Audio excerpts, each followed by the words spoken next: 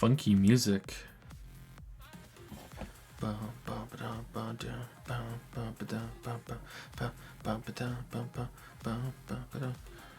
Did it crash? It says I'm live.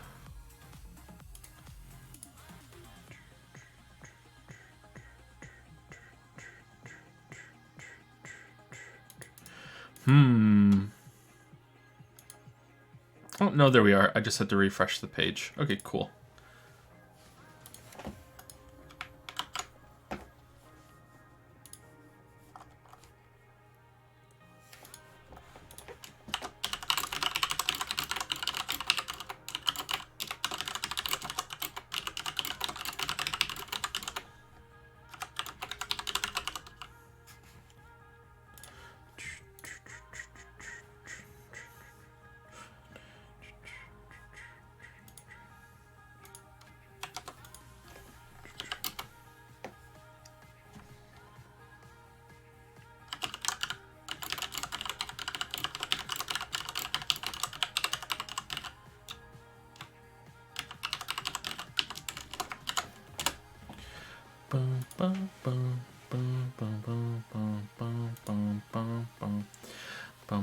Have you seen Devolver Conference or at the very least Messenger Free DLC trailer? I watched a little bit of it last night, yeah, it looked like it was fun. I'm sad that we couldn't stream that. That might have been interesting. Devolver kind of put me off a little bit with their first E3 conference where they did that really stretched out skit, and I don't know. That's always kind of lingered in my mind. But the last two they've done they've been better, I think. How was part 2 of yesterday's E3 stream? I was asleep for that one. It was terrible. It was really, really terrible.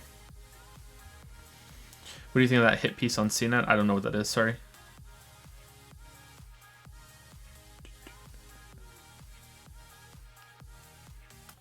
The Bethesda one was probably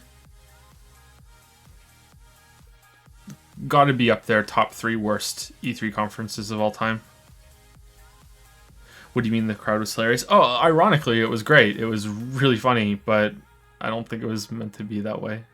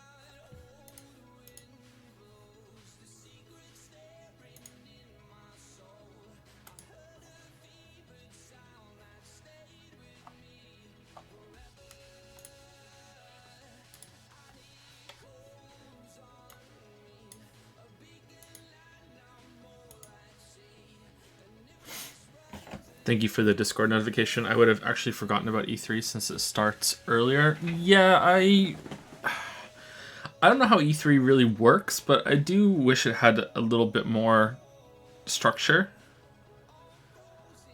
And I also wish it was just one day instead of being spread out over multiple days. I think that they could make that work. Like, just have it all one day, or I don't know.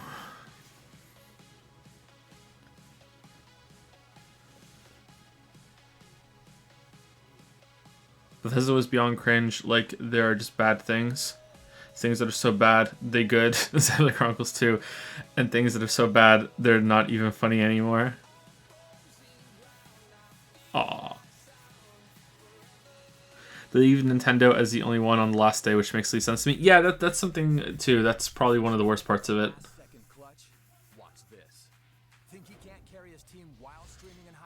It's almost not worth it to stream for just a Nintendo thing. I mean, we still will if we can manage it, but yeah.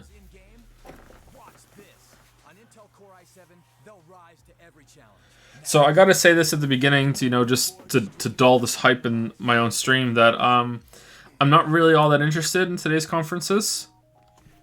The three that I always look forward to the most in E3 are the big three: Sony, Microsoft, and Nintendo. And Sony doesn't have one this year. And Nintendo, I don't know what they're gonna announce. Hopefully something good, but yeah, Microsoft is done. So PC Gaming Show, I love Day 9. Day 9 is one of, if not my favorite online person, but not even he can usually save the PC Gaming Show because some parts of it just go on too long and there usually aren't those big announcements. So we'll see. And then Ubisoft and Square Enix, sometimes it's okay.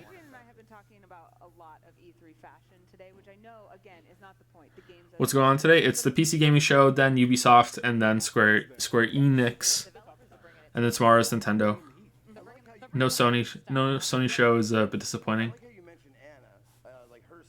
You totally glossed over. I didn't want to say it's cool. The flower jumper that my boy Adrian is wearing. Here you go. It's a little bit louder. I'll make it even louder when the show actually starts. What's your fave game company? I don't think I have one. But more importantly, this flower jumper you've got. I don't really think of companies in that way. Can you give us a spin? Romper. Actually, I also don't want to. What? No Sony? Yeah, there's no Sony conference this year. Sony's not here this year. Romp him. By the way. It's just like last year all over again. It's just like last year. Yeah, man. Thanks for noticing. I'm wearing a romper, and it's very, very comfortable too. I can do a. Yeah, I was gonna. That romper looks ridiculous. Give us a little twirl. Too sexy for the show. Oh man. Too sexy. It's looking good. He's looking really I good. wish I could pull that off. You don't know. though. You try, man. I don't. You know, I I don't think I could either. There's also other people on the stage too, I guess. Okay, right. This first 3 minutes. That was Zeke's fault. We've got Rachel as well. Rachel joining us for another day. True. Hello, welcome. I'm really excited. PC Gaming. So nothing for Last of Us 2? No, I don't think so. I think that they're going to be more information on that in Sony's own stuff. I'm looking for another Or TGS. Have you seen the Persona 5 Royal trailer already? Yep, I've watched it. And Zeke, hello. Like 20 times now, just once. Third or fourth pre-show. Who do you want to expect for Smash? I'm not really into Smash anymore, so nobody. This morning again, it grew out right. Sorry. I'll probably get into Smash when Finn is a little older and I'll play it with him. But right now I'm not really into Smash. The last one I played properly was Melee. Right, yeah. I did play Brawl, but not very much. Trending on Twitter, by the way. I saw that. That was cool. That was pretty All neat. terrible things. Does adding NPCs remove Fallout 76's unique benefit of feeling like a lonely, isolated wasteland? Depends on how many NPCs there are and depends on how it works, but I think a couple of NPCs here and there won't ruin it. Thoughts on Elden Ring? No thoughts, because there's nothing to go on. Like, it was a very pretty cinematic, but no idea what it's about. I've heard rumors that it's an open world thing where you can go to different places and gain powers when you beat that area that unlocks other areas. So kind of like an open world Metroidvania, Dark Souls-y game, but it's meant to be more on the RPG side than the action side. But those are just rumors, or just even if there are interviews with FromSoft, you can't trust the word that they say. What's the green screen for? And it's for nothing. Exactly. Beautiful thing. Because Sekiro sure did have a interconnected world, right, guys? Sure did. It sure did. You couldn't stay up. They promised. It sure did. Now. We'll Yes. be participating Now. Yes. at the end of E3. By the way, just for everybody in chat that's going to watch the pre-show or watch anything today, the new cringe emote is capital The D, two capital things- C, capital W. Two things I liked the most yesterday were Elden Ring and Deathloop, but those are just cinematics, so I'm just the promise of the concept. That's it, Cyberpunk is already I'm sold on Cyberpunk. I'll play it for sure. Ori 2, definitely gonna play it. Nice to see a release date, but it doesn't really change much. The 12 minutes thing looks interesting, but and I can't remember anything else. Oh, Doom Eternal, but I was already sold on Doom Eternal. Where we're going to have Day 9 once again, and I don't know, a new format, an evolution of the format, but also Frankie Ward, who joined last year, is going to be Dying Light 2, I haven't played returning Dying as Light 1 well. yet. And they've got an Ghostwire hour Tokyo, I know nothing about it. It was 45 just a cinematic thing, of right? So games I have no that clue they, what that's plan even going to share play like. with folks. Are you So, going to play Jedi Fallen Order? Almost certainly yes, yep. I mean, you mentioned, Rachel, these are all the games you want to play. Whether it Saturday gets a night video, seems like I don't a know. Huge, happy surprise coming Unlikely. out from there. An interesting opportunity. Spirit Fair? for a Nah, lot of that doesn't look developers interesting that to me, wouldn't sorry. necessarily be shown during the other pressers. That's what the PC Gaming Show has kind of brought for the last 3 years. So, thoughts? What you're looking forward to? Who wants to kick us off? Adrian? I like the idea of Angels in Doom Eternal, but I fear it's going to be like that one act in Doom 3. Raw Fury has Sable. I can't remember Angels in Doom 3, or maybe you're talking about something else in Doom 3. I played Doom 3. Have we seen the Angels yet? Maybe they just look like weird demons. That's gonna be a show stealer for me. I think. Oh, Paradox, Diablo 3. Okay, Masquerade yeah. Yes. Yeah, be a big- Bloodlines. So now Yeah, the- dude. I'm excited to see more of that. I hadn't played the first one. I played Vampire on stream, and someone said, How about that "Stop new playing, Tales of this Gamers now, Rise Up Vampire game plans to Masquerade." play that? You're going to have to be more specific. Worth it. I would play that as a lead into this. It was a really unique branching. I haven't played any of the Tales games, if that's what you're asking. Tales of games, if that's what you're asking about. Tales of Berseria or whatever. I haven't played any of them. I'm so excited for it. I played Bloodlines 1 leading up to it. Hey Joe, hey Sipsy, how's it going? Oh, I'm not saying thank you to subs or bits right during these streams, and that's probably gonna be the new thing going forward when the streams come back. Is that I'm not gonna say that anymore, or I'll just do a brief thank you at the end of streams because I feel like it's getting in the way. But I do want to say thank you to Snuggles for giving out so many subs yesterday and donating 25,000 bits, which I didn't even see.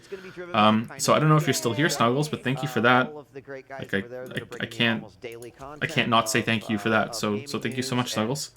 Pretty much anything in the pop culture. That wasn't even the first bomb of bits and subs that you've done, so thank you so much. Just games, and more games being thrown at you. Oh, Snuggles is here. Thank you, Snuggles. Psychonauts 2 visiting, The Outer Worlds is visiting, as well as Borderlands 3, and you can kind of see. Hi, Joseph. You're a cool guy. Hi, Impatient. Not impatient, impatient. So keep your eye on that schedule, and we'll keep. How about Outer Worlds? Yeah, but I was already sold on Outer Worlds. You know, I'm talking mostly like new stuff that was announced yesterday. So Elden Ring was new that was announced yesterday. Death Loop was new that was announced yesterday. 12 minutes.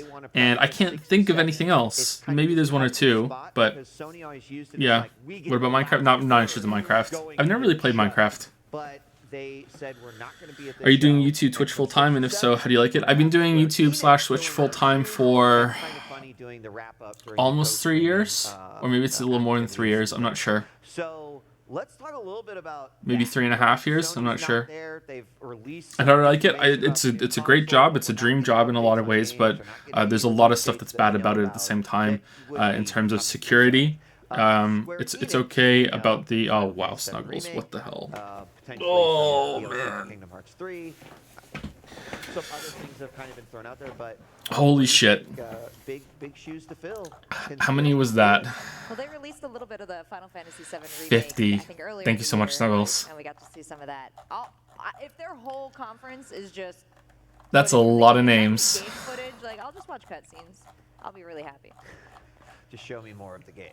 Maybe they've been teasing Snuggles, for did so you make long, Minecraft? It's been such like a slow drip of information that I'll take anything. Like I'm starving at this Do point. you think, because this year feels like still a breathing in year, and last year felt like that too. So do you Scroll feel like noises. We're gonna get a release date, I think. Thank you so much, Snuggles. Originally, they said You're hey, very, this very is gonna be an generous. Episodic experience, and people are like, "What? What do you?" No, that's not. But anyway, yeah, there's a lot of great stuff about doing Twitch and YouTube full time, but there's also some things that aren't so great. Overall, it's fantastic. It's amazing, but yeah, the biggest problem I have is separating work and anything that's not work. So it's built into this thing of if I'm not able to do work almost every single minute that I'm awake, you know, like it's like, oh, I should be doing that, whether that's playing a game or community interaction or writing or yeah, but Actually, really happy. that's my own thing. Work, yeah, I know it's like playing the games aren't really work, but sometimes it is. In No Man's Sky or some other cases like that, it definitely becomes work. so many confirmed things already coming. Are you out. interested in Vampire the Masquerade Bloodlines 2? They are having their first gameplay reveal today. I haven't seen much on the second one because I haven't played the first one yet, but we're going to be streaming it when we come back. I am interested in the idea of it, but there are so many games to play right now. I've been excited for Shadowbringers for a long time. But I hope it's good. Important step in Final Fantasy 14 history. How have you gone so long without hopping on the Minecraft bandwagon? I have played it a little bit, but I didn't take to it that well. I need more direction in games. It's a very well-made game, but I need more direction in my games. Just having this open world and just be like, yeah, do whatever you want, you know? Even if it's just a little bit of direction, like in Don't Starve, and Don't Starve and Minecraft are similar in some ways. And just having the Don't Starve directive in Don't Starve is like, okay, make sure that on this loop you always have enough food or else you get really, really harsh punishment. And then there's the crafting tree that is more, well, it's not really a tree, but you know what I mean. Again, more direction, whereas Minecraft is just kind of like do whatever you want, and I don't really take to games that are like that. The other big thing to talk about, the Avengers Project, which I don't think we've actually seen gameplay of yet. It's just kind of been announced / leak / reveal. Is it just me, or does Joe's microphone sound like it's a plastic cup? Does it sound bad? It's the same microphone I use all the time, but sometimes it messes up a bit. Will you stream the other conferences too if you can? Yeah. I mean, right now, the Hopefully, Avengers is yeah. hot, Marvel is hot. What about Terraria? I streamed Terraria. I had a really good time with Terraria. Terraria has more direction. However, I also was playing Terraria with chat on purpose. Is it Terraria? Terraria? Am I saying it right? Terraria? Spoiling things and still make it feel appropriately in the universe. Well, and has it been confirmed that it Like is diarrhea? universe? Terraria? Not that I know of. I just was assuming, I guess. I think that for me, one theme, because we've been talking Terraria, about themes, okay. you know, like cinematic universes are Terraria, the last okay. few years becoming something that's very important to people. Even we were talking about it with D&D, even like the Right. Dungeons Yeah, and I had a good time with that. Dragons I'd like to make a video So on Terraria I at some think point. that'd be Probably when it gets its cinematic next universe, update, which which is who one knows of when the that's most coming out, but they've recognized been teasing that. large-scale Well, have they been teasing it? universes. It would I know just they've make released some sense information to not about that, have but it exist I'll as probably a make a video on thing. Terraria at some point. I think Terraria has a really great end game. One of the best in anything I've played, actually. Terraria does a lot of what I wish a lot of other games would do, which is that when it gets to the point where most games would stop, it just doubles down and re-explores all of what it does again in a really interesting way. So that's why I really like Terraria. I had a lot of fun with that. Of our entertainment types. Right. I know you didn't stream the Devolver press conference, but did you watch it? If you did, are there any games you're excited for from it? Well, I've already pre-ordered my Enter the Gungeon arcade cabinet. I don't know where it's going, but, you know, that'll be fun. No, there was nothing really that struck me as like, oh my god, I have to play that, but I only saw a couple of games.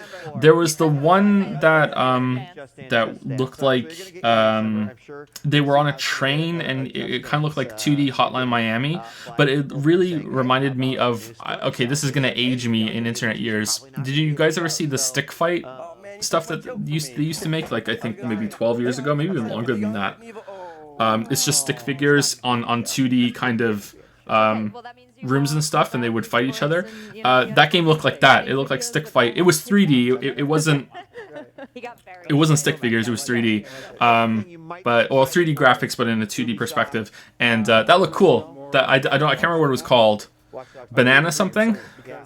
Speculation that I can't remember what it was called, but that looked interesting. I don't know how it's going to play.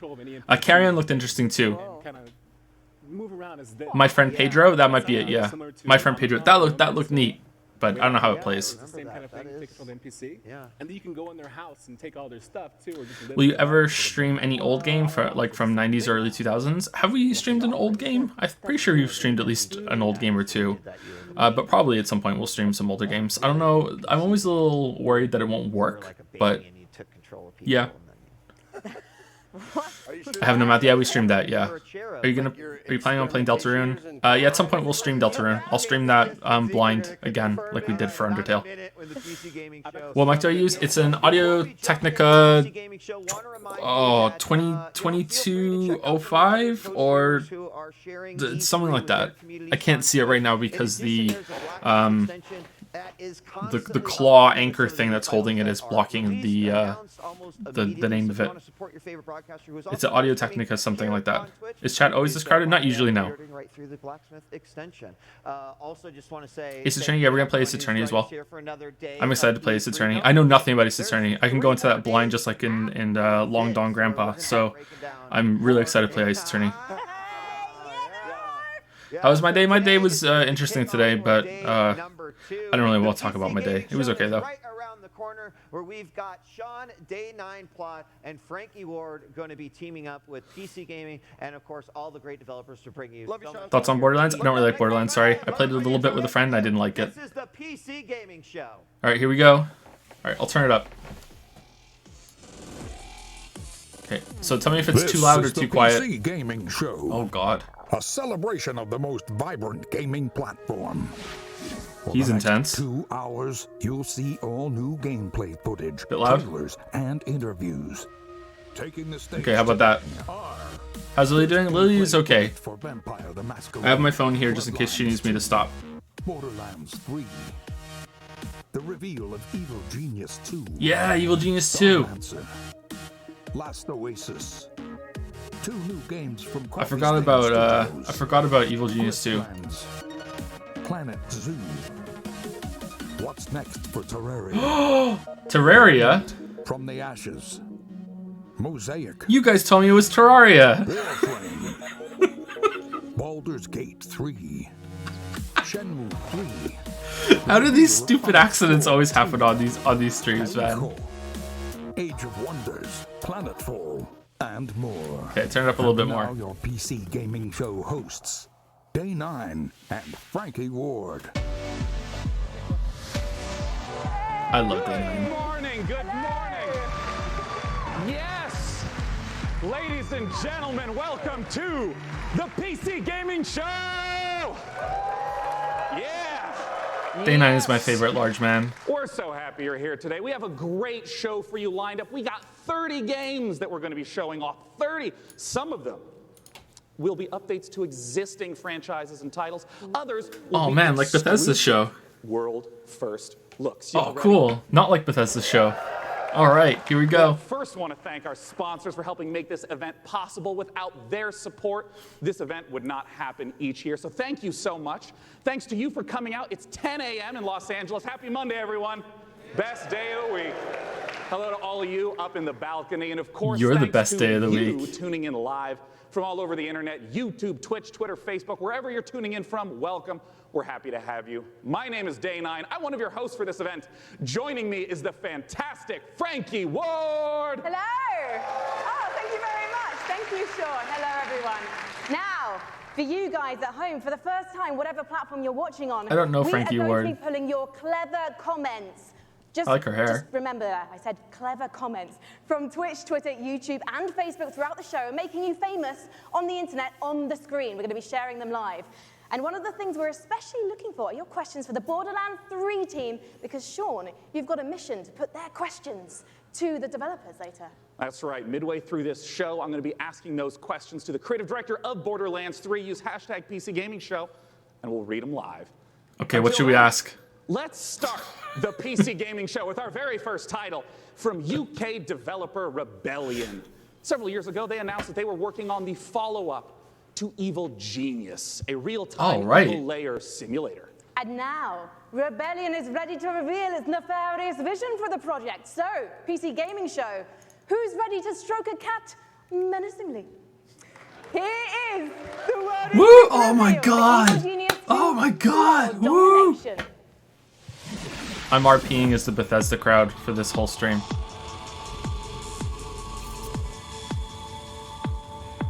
Alright, I hope this is good. I enjoyed the first one. Not actual game footage. Representative of gameplay mechanics. Alright, no gameplay, no hype.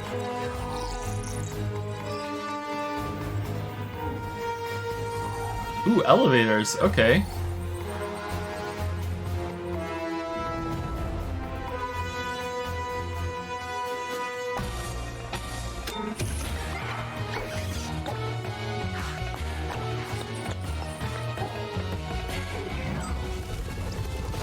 Please don't be launching a Kickstarter.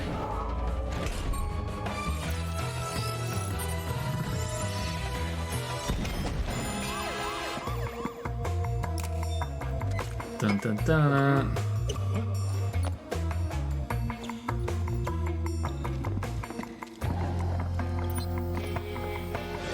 I kind of want to tweet out no gameplay, no hype.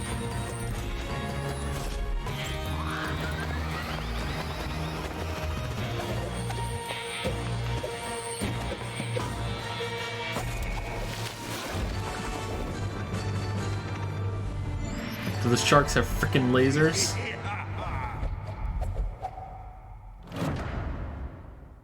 Okay. Evil Genius 2 World Domination. Why put the 2 there then? Why not just have Evil Genius? Bloodlines 2 is the successor to one of the most beloved RPGs ever. And with me to talk about it, I have Brian Mitsoda and Cara Ellison from Hardsuit Labs. Now, Brian, you were a writer on the very first game. No so gameplay, no what hype. does it mean for you to finally get to work on the sequel? It means that a lot of people have very high expectations, and we have to meet those. Well, let's take a look at whether you are going to meet them, I because did it, we the are going madman. to take a look at the world's first gameplay footage.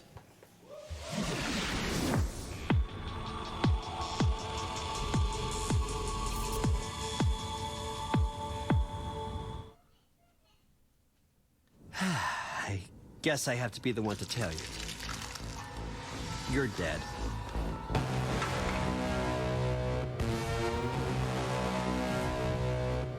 World of Darkness. You're obviously new to this whole existence. But Oh, it's truth gameplay, is, we can most get of you hyped. types won't even make it a whole year. It says there.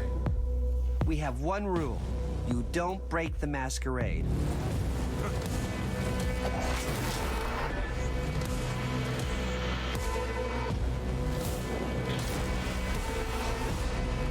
Hype optional, but allowed. This looks cool. The city.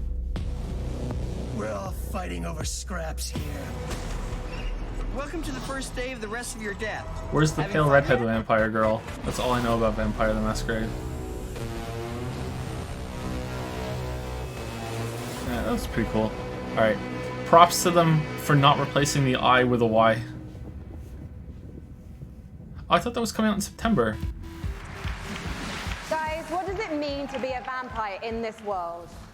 So in the Empire, what it is, it's Have I it's played kind of a Insidious? darker No, I version haven't. of our world, and the vampires kind of Some gameplay, some need hype, to exactly. Keep their presence secret from humanity. So the vampires are kind of staying hidden in the shadows while also needing to feed on human beings and kind of manipulating. Do you think us, he got this in order to hairdo get for by. this presentation, Talking about or feeding on human is that beings, just I'm getting flashbacks what to he rocks last all the year's time? Show.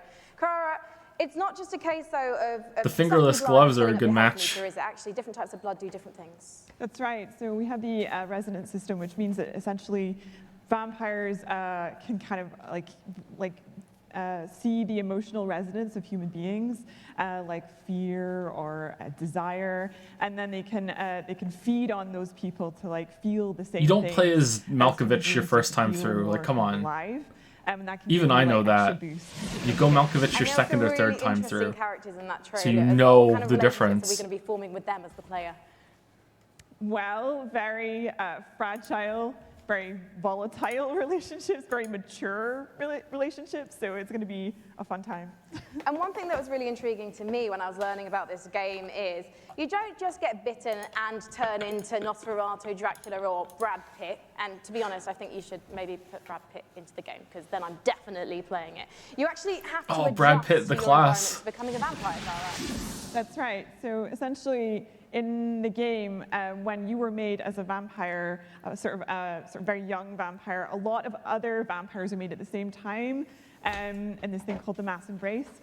And that means that essentially they're having a less lucky time than you in the world. You're having a Okay, that's relatively really good interesting time that they have because senior that narrative they don't know what designer they're doing. They're going through vampire for the puberty, presentation. That bodes on their really own, well, and, actually. you know, you might have a Okay, family, cool. I'm you might interested. have, I'm more interested say, now. A wife and children, and you are morally objecting to drinking blood to survive, and so you might have a less good time, let's say, than the player is having. So This you guy can has find resting that throughout the vampire world as face. well. And Brian, the first game came out in 2004. You've been waiting I like this guy a lot. 15 years for this. Any pressure? Yeah, tons of pressure. But, yeah, we're going to make it worth it. Well, you know what? I think there are people around the world watching this, and of course the audience here, and they all can't wait to play this game. Can you wait, guys? Woo! Okay. So I think you've convinced everyone here now. When are we going to be able to play the game? We're going Q1 next year. Fantastic. And when can we learn more? Bloodlines2.com. Thank you so much, Brian. The guy is lead Good writer luck. of both Give this it and up. the original. Oh, cool. I missed that on the screen. That's really good. All right, that bodes really well. Now, have you ever wanted to play Dwarf Fortress in space? Starmancer is Yeah. a space station sim from Ominux Games and Chucklefish. Okay. After a catastrophe on Earth, humanity has launched a desperate attempt to find refuge among the stars.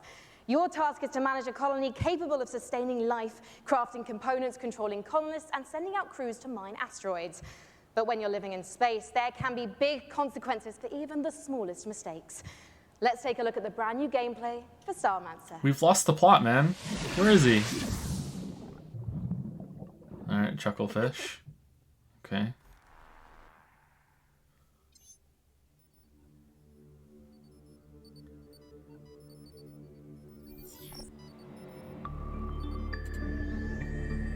That looks like Dungeon Keeper. Like the heart of your dungeon, grow your colony. Okay. This looks fucking tight. Yo. You know I'm excited when we just say yo. Yo, this looks good. That's a lot of variety.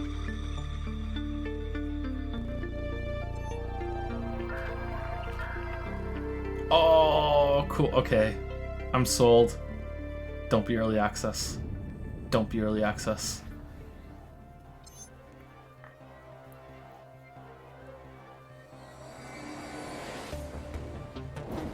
Wait, is it gonna turn into XCOM right now?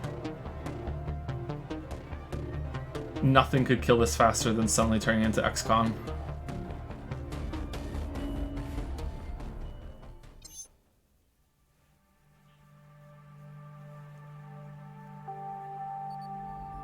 There's been a glitch. Starmancer, get beta access. Okay. Our next guests. Oh, okay, that looks both interesting. Started as modders, and now they each independently run their own studio. Let's welcome to the stage from Tripwire, John Gibson, and from Torn Banner, Steve Piggott. Hey, Sean. Hey. Woo! Now I understand. Both of you started as modders, working independently, now running your own studios. Talk to me about the collaboration that you started together. Yeah, Steve. So we've known the Torn Banner guys for a long time, even giving them some advice when they were modders, going commercial, helping them not make the mistakes that we made. And we've been friends, and we've always wanted to work together. And now we've sort of formed this independent, former mod team, professional super group to get an awesome game out We're to fans. independently dependent on each other. This is a dream partnership as well. We've always been really close with Tripwire, and we really respect their games. We see them as one of the few studios that's bringing true innovation. I'm interested in that Starmancer game. That looks pretty good. As well. Well, let's take a look at this upcoming collaboration between Torn Banner and Tripwire.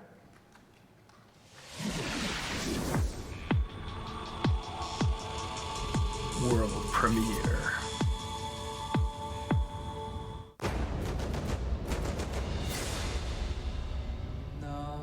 Torn. Oh, it's literally a Torn Banner. Okay. It's your chicken.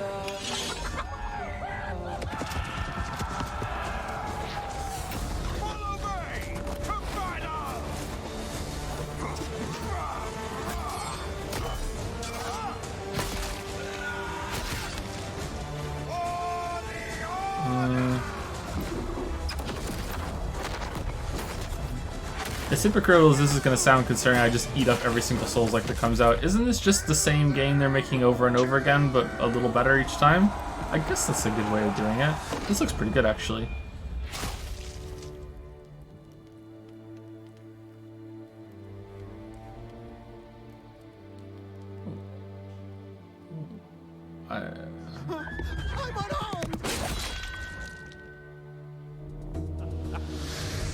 Oh, talk to me about Chivalry 2, Steve. Well, Chivalry 2 is about bringing players into their favorite medieval movie battle scenes. And our flagship game mode, Team Objective, does that by having players complete medieval objectives like sieging castles, raiding villages, and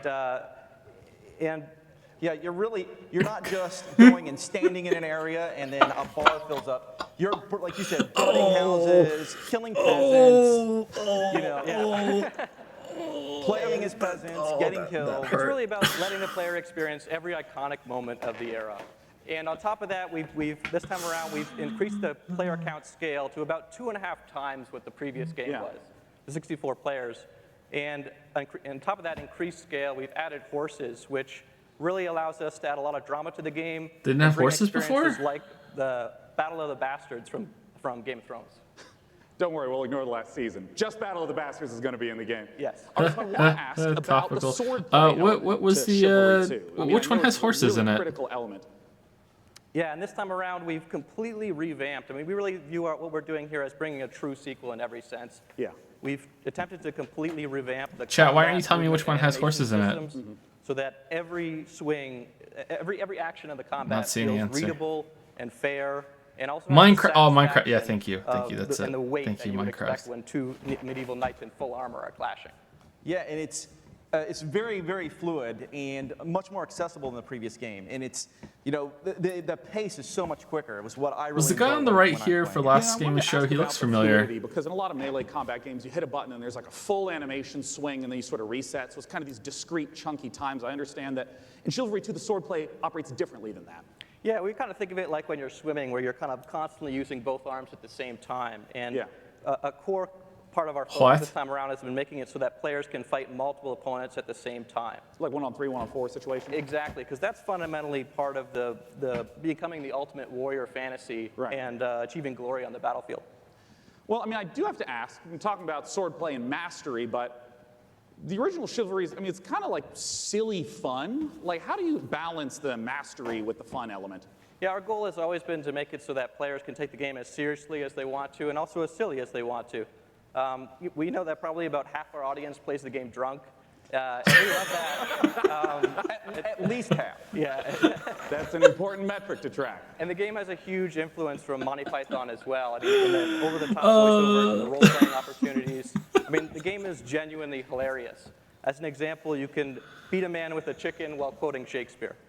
Like picking up a chicken as a weapon. Yeah, physically that's a clubbing mechanic. him to death with Well, that's excellent. Well, I mean, I have to ask, when can people get their hands on Chivalry 2? When's that shark game coming out where you can play as the shark and you have a shark skill tree? It's coming first to the Epic Games Store. When's that I out? look forward to checking it out in early That looks 2020. fun. Gentlemen, John Gibson and Steve Piggott. That was from last with year, Chivalry right? 2. Thank you so much. We are just getting started here at the PC Gaming Show. Let's take a look at what's coming up next.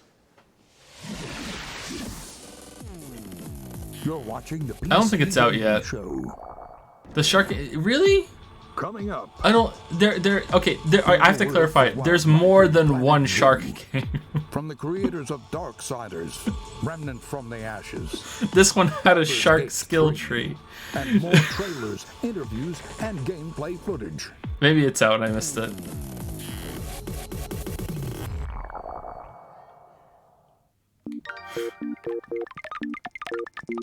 Blops. Has anyone played the Devolver Digital bootleg? Anyone give that a shot? It's called Depth and it's been out for 5 years. No, it's not that one. It was announced last year or the year before at this gaming show, the PC one. It's called Maneater and it's not out yet. Okay, maybe that's what it is. It's Maneater. The Depth one is when it's asymmetrical multiplayer, right? One person gets to be the shark and the other people are the divers. It's not that game. That's not the game I'm talking about.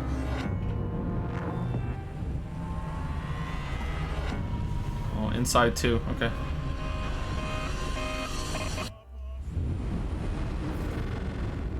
Mosaic. Okay, that does not look like a Joe game.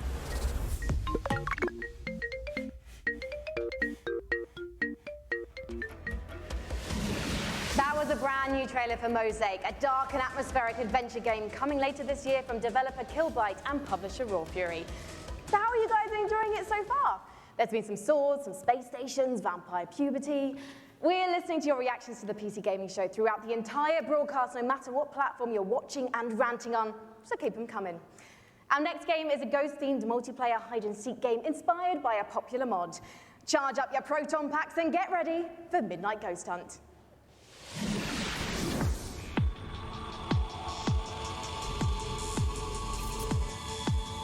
Okay, so far I think this is the better of the PC gaming shows I've seen at E3. Better paced. There's only you and me. When the night falls, Blip block critique incoming. you can count on me. Darling, if you only In Blip Blop, you blip and blop, but you also do other things too. it'll make you feel brand new. This game was amazing and is best played blind, so make sure that you play it yourself. Consider this your spoiler warning. I got a big surprise. This looks okay.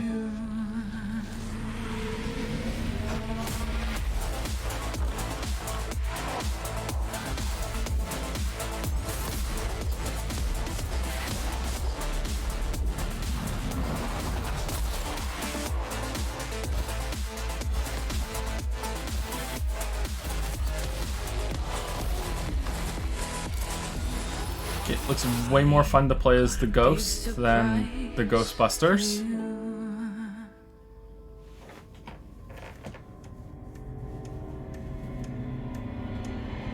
Sort of like the prey system too, becoming stuff. Sorry, the arms of my chair click and clack sometimes.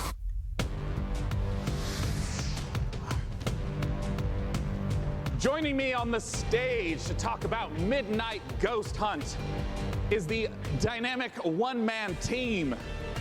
Creative director, programmer, designer, it's Sam Malone! Thank you for having me. Sam, please tell us what is going on in that. What is Midnight Ghost Hunt all about? So Midnight Ghost Hunt is a multiplayer ghost hunting hide-and-seek game. You can play either as ghosts or ghost hunters, like a 4v4 format. I see.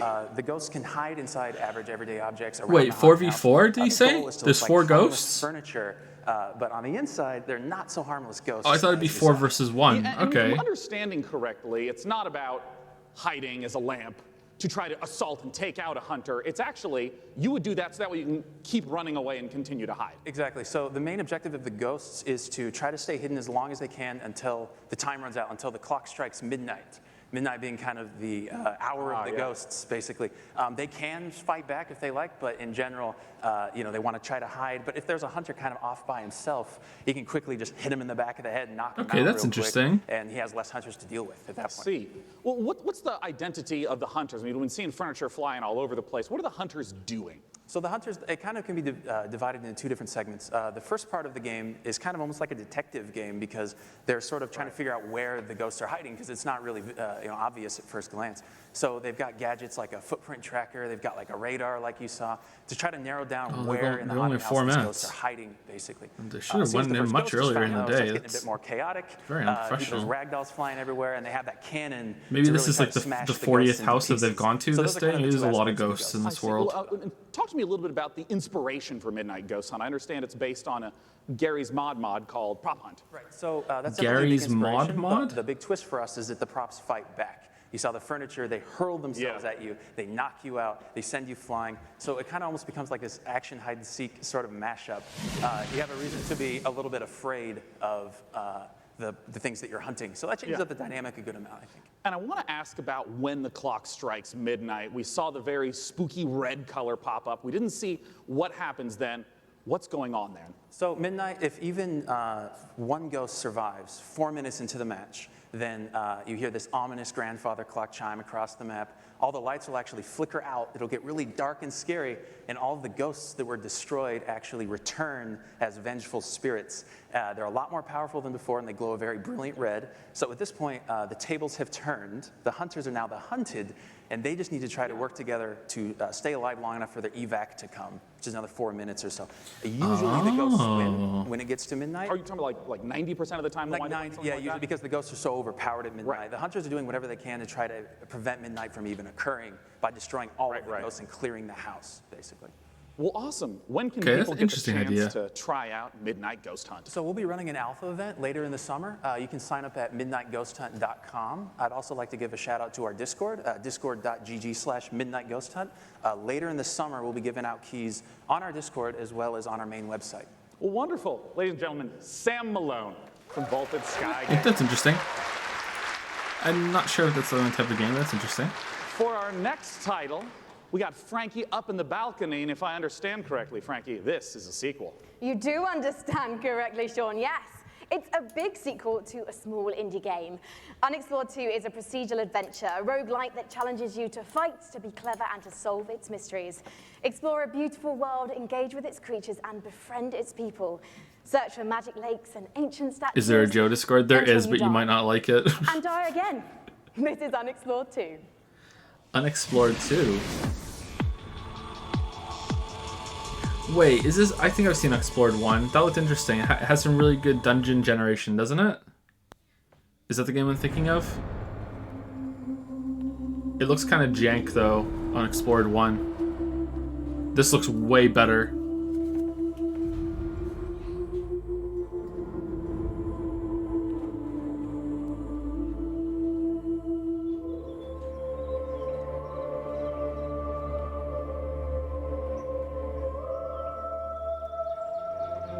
Cel-shaded Hob.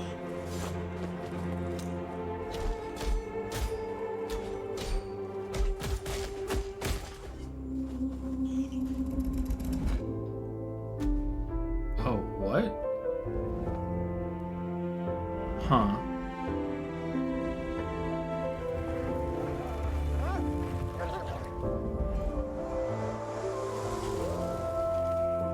This looks interesting.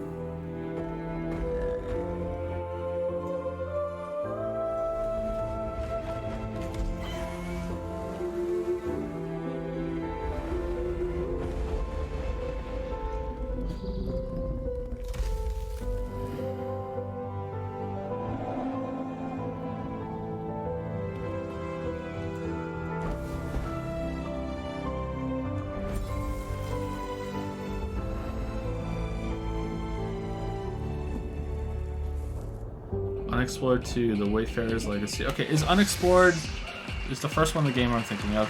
One of the biggest bang for your buck that you can get when building a new rig is investing in a new monitor. And here to talk about a groundbreaking new display is Samsung's. Yeah, Dean that's the game I'm thinking of. Del Okay, Cerro. yeah, I heard that Unexplored 1 had really, really good dungeon generation and how the levels were put together, but it always looked kind of jank and boring outside of that, and this one looks way better. Okay, cool.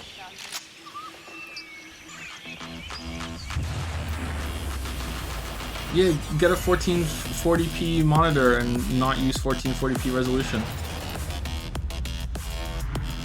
240 hertz. Okay, can you see 240 hertz though?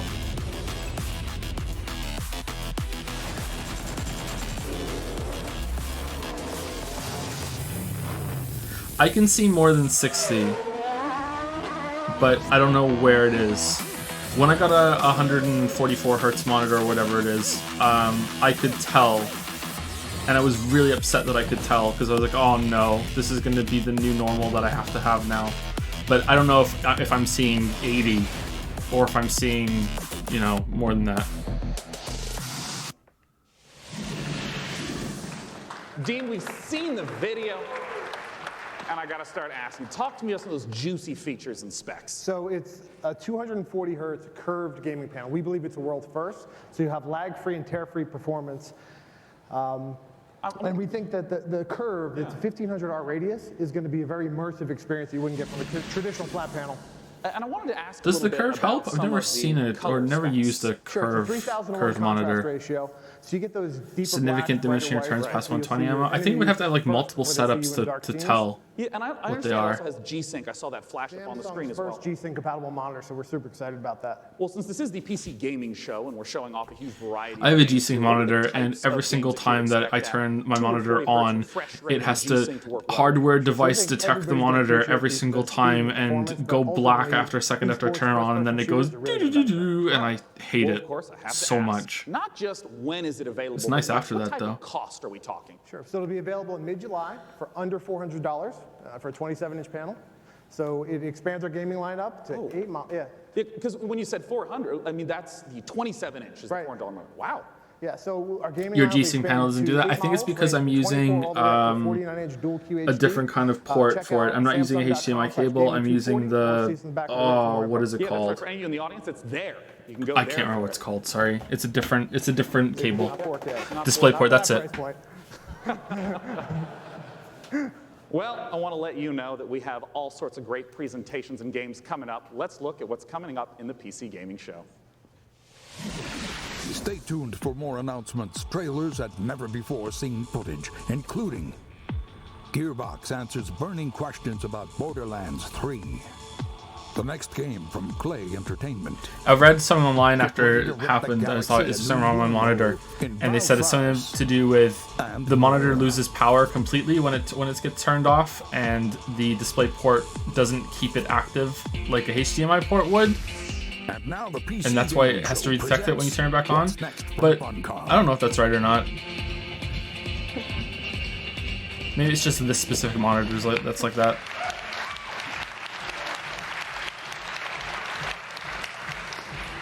Hello, everyone. Thanks for the warm applause.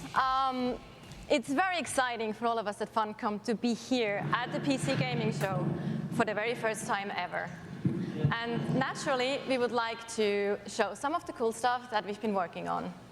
So without further ado, here are some of the games coming for 2019. Funcom. Something strange is going on all across the zone. That is that's a title. Oh no.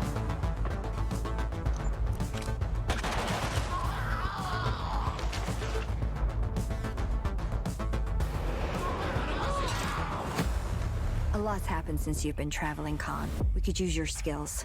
Stalkers got each other's backs, Who right? can take What this happens to you serious? happens to me.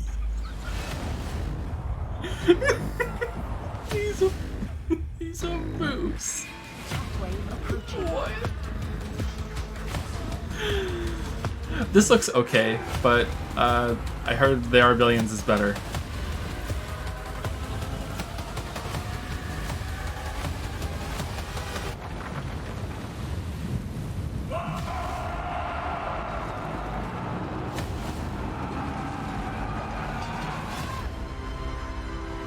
Moons of Madness. Oh, I think I've seen the trailer for this before. This looks interesting.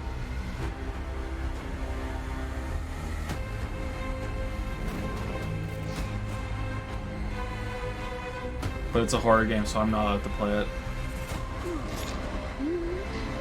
Good music.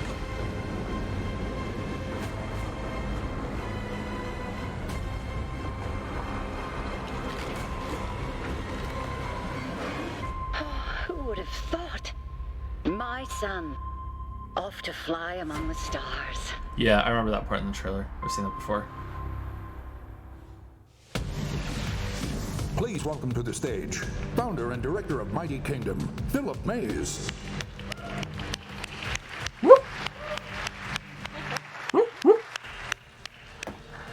So yeah, at Funcom we've been doing our own games for over 26 years Did I watch now. Developer Off stream? Just a But little bit of recently it. we had the great pleasure to be working with some other very talented developers and help them publish their games.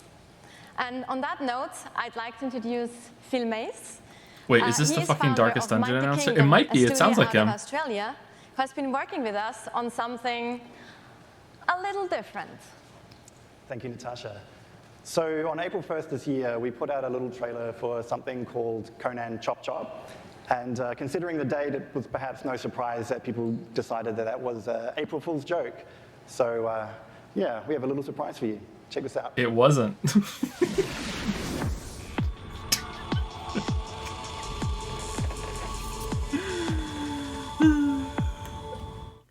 I was just talking to Mandalore the other day about that. Why are there so many Conan games? And he had to educate me about the Conan franchise. Quite possibly the best Conan game yet. Well, that's not really a high bar. I mean, maybe Exiles is good. A game that is definitely not real, but probably should be. Oh no.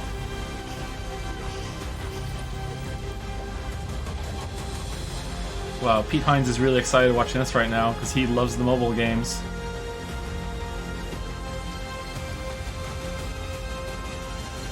He's got one phone in one hand to play a game and the other phone in his other hand watching the conference. He's like, that's what I'm talking about.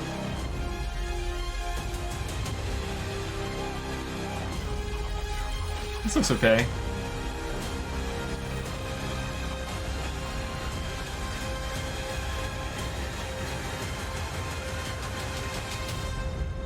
Conan, chop chop. Oh, it's not a mobile game. Oh, we were rumbled. Rumbled. So there you have it, Conan Chop Chop. It's a roguelike action-adventure game. It's very real, and it's coming to PC, Xbox One, PlayStation 4. The narrators from the Majesty games. I want to play the Majesty games. I recently found out about those. I really want to play them. We have a playable version here at E3 at our demo room, so if you want to give Stick Figure Conan a try, then please don't hesitate to drop by.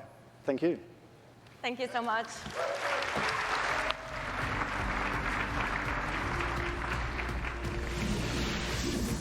Last Oasis is a nomadic survival game set in a post-apocalyptic future where the Earth has stopped rotating.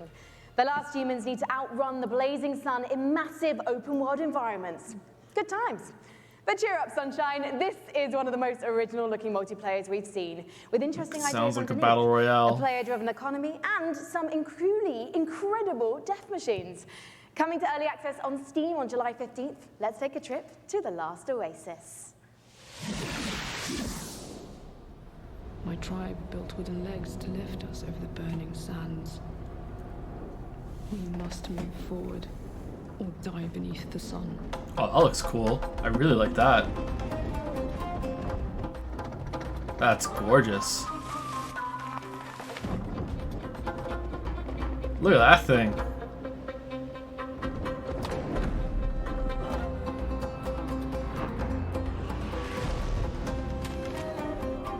Is that Kenshi? It kind of looks like Kenshi, yeah. But a bit better. Where's Will Smith?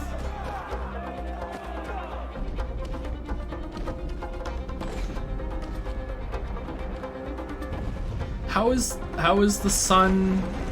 What is the sun doing? How are there trees? I don't understand the world. That's okay.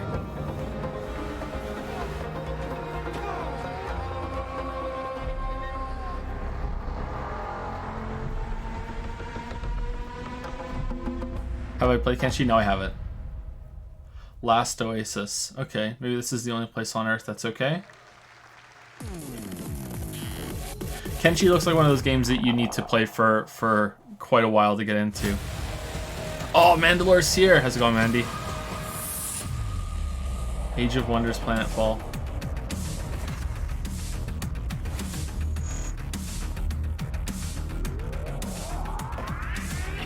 This looks decent.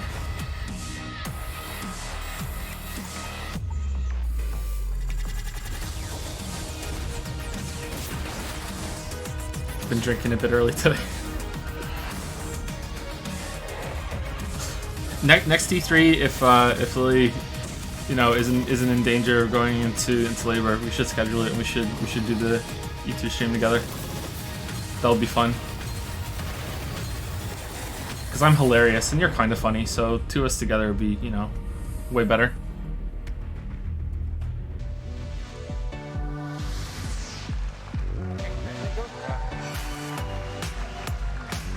The name of the game is Age of Wonders Planetfall, a 4X strategy game, and joining me on the stage to talk about it is the game director Leonard Sass and principal gameplay developer Tom Bird. Welcome, guys. Good to be here. Are you worried he'd bring you down? A little bit, but you know, So, that's Leonard, a risk I'm just willing to give us take. the gist of what Age of Wonders Planetfall is all about. Sure. Age of Wonders is a turn-based strategy game where you play as one of the survivors of a shattered galactic empire. At the start of the game, you choose or create your own faction. Yeah. And they include the Vanguard. You kind of Expeditionary almost went Forces, who rap god are there for a cryo second. sleep when everything went to hell. There's scavenging cyborgs or the Amazon bioengineers who ride dinosaurs into battle. Yeah. You know, I want to ask, because there's a pretty broad range of 4X strategy games, to give a sense of what the gameplay is, I just Pathologic 2 is coming, and it's going to be great. I'm not having a traumatic event at all. Each race has their own spaceship. The spaceship comes down. What about a video on the Druidic mystery? And that spaceship will then What's the meaning of Stonehenge? When's that video? I had a 5-hour playthrough of Kenshi where I built a house in the desert, got a random dude in a bar to live with me, raided by some bandits, and the friend got sold into slavery, so you can get some pretty fun stories without playing too long. That sounds fun. Payment complex overrun by horrible robot monsters, a temple with holes in the sky and horrible demons who come and get you. They're excited. I like it. Trailer, dinosaurs with lasers, correct? Dinosaurs with lasers. Perfect.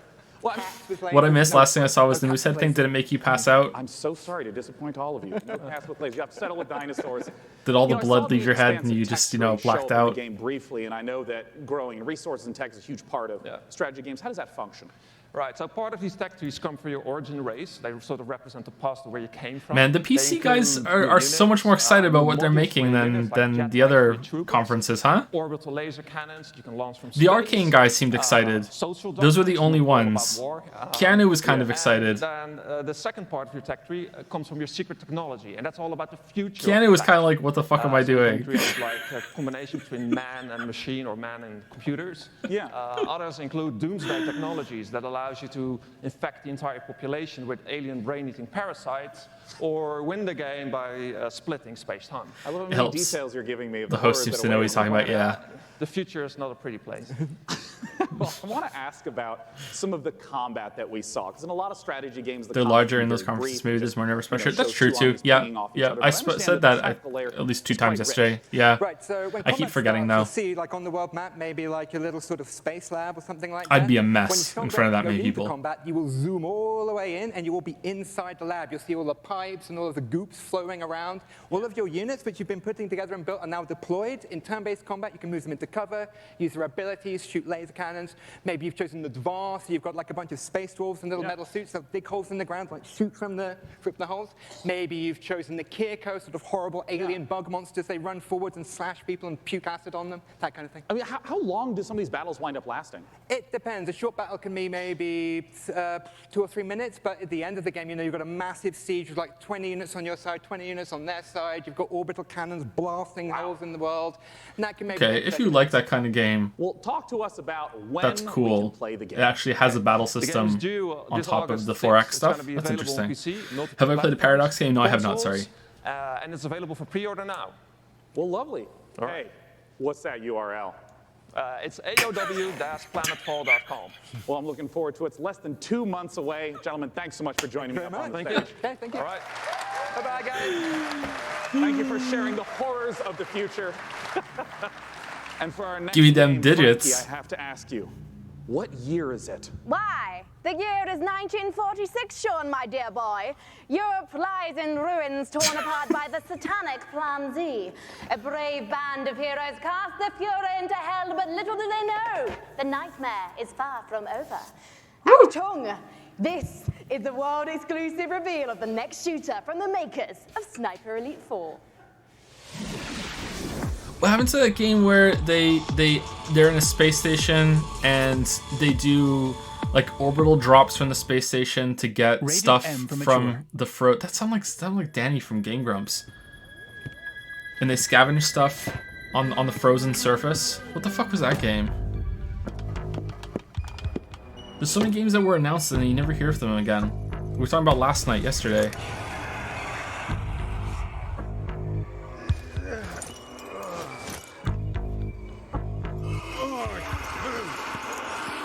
Oh, there's zombies.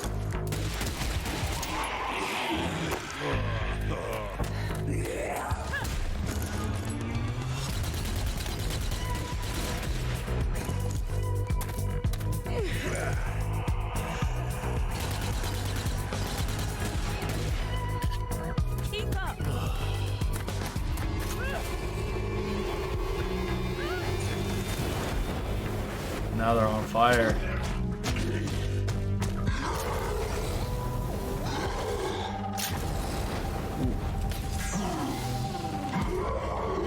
Okay, so not just zombies then. Oh, it's Sniper Elite Zombies.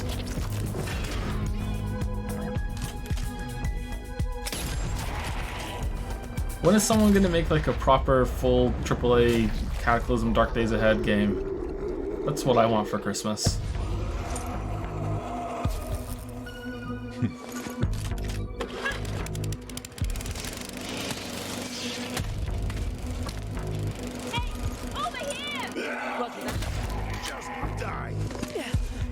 Come on, let's go.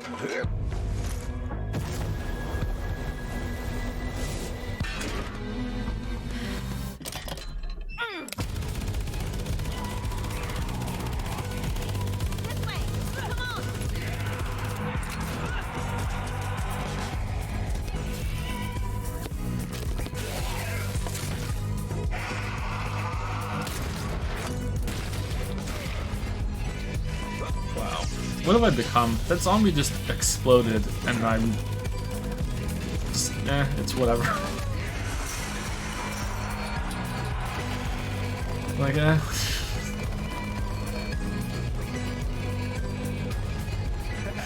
what's happened? Oh, it's Hitler. Okay. Zombie Army Dead War 4. Okay, no gameplay, no hype. Later on the PC Gaming Show. A love letter to classic JRPGs. What's next for Warframe? What is a classic JRPG now? A surreal noir adventure set before, during, and after the Big Bang. Baldur's Gate 3, and more.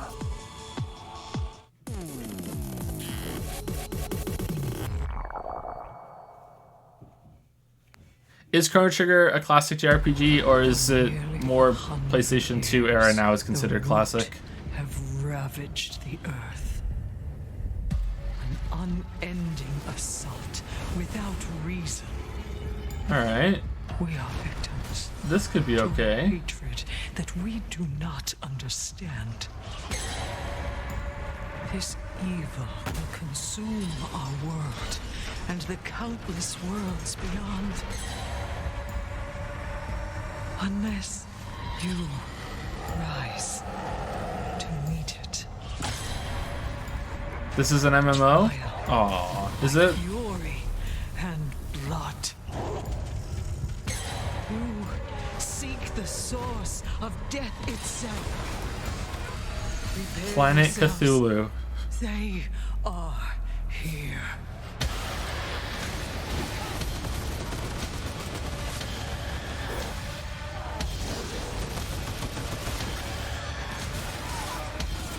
This does not look like an MMO.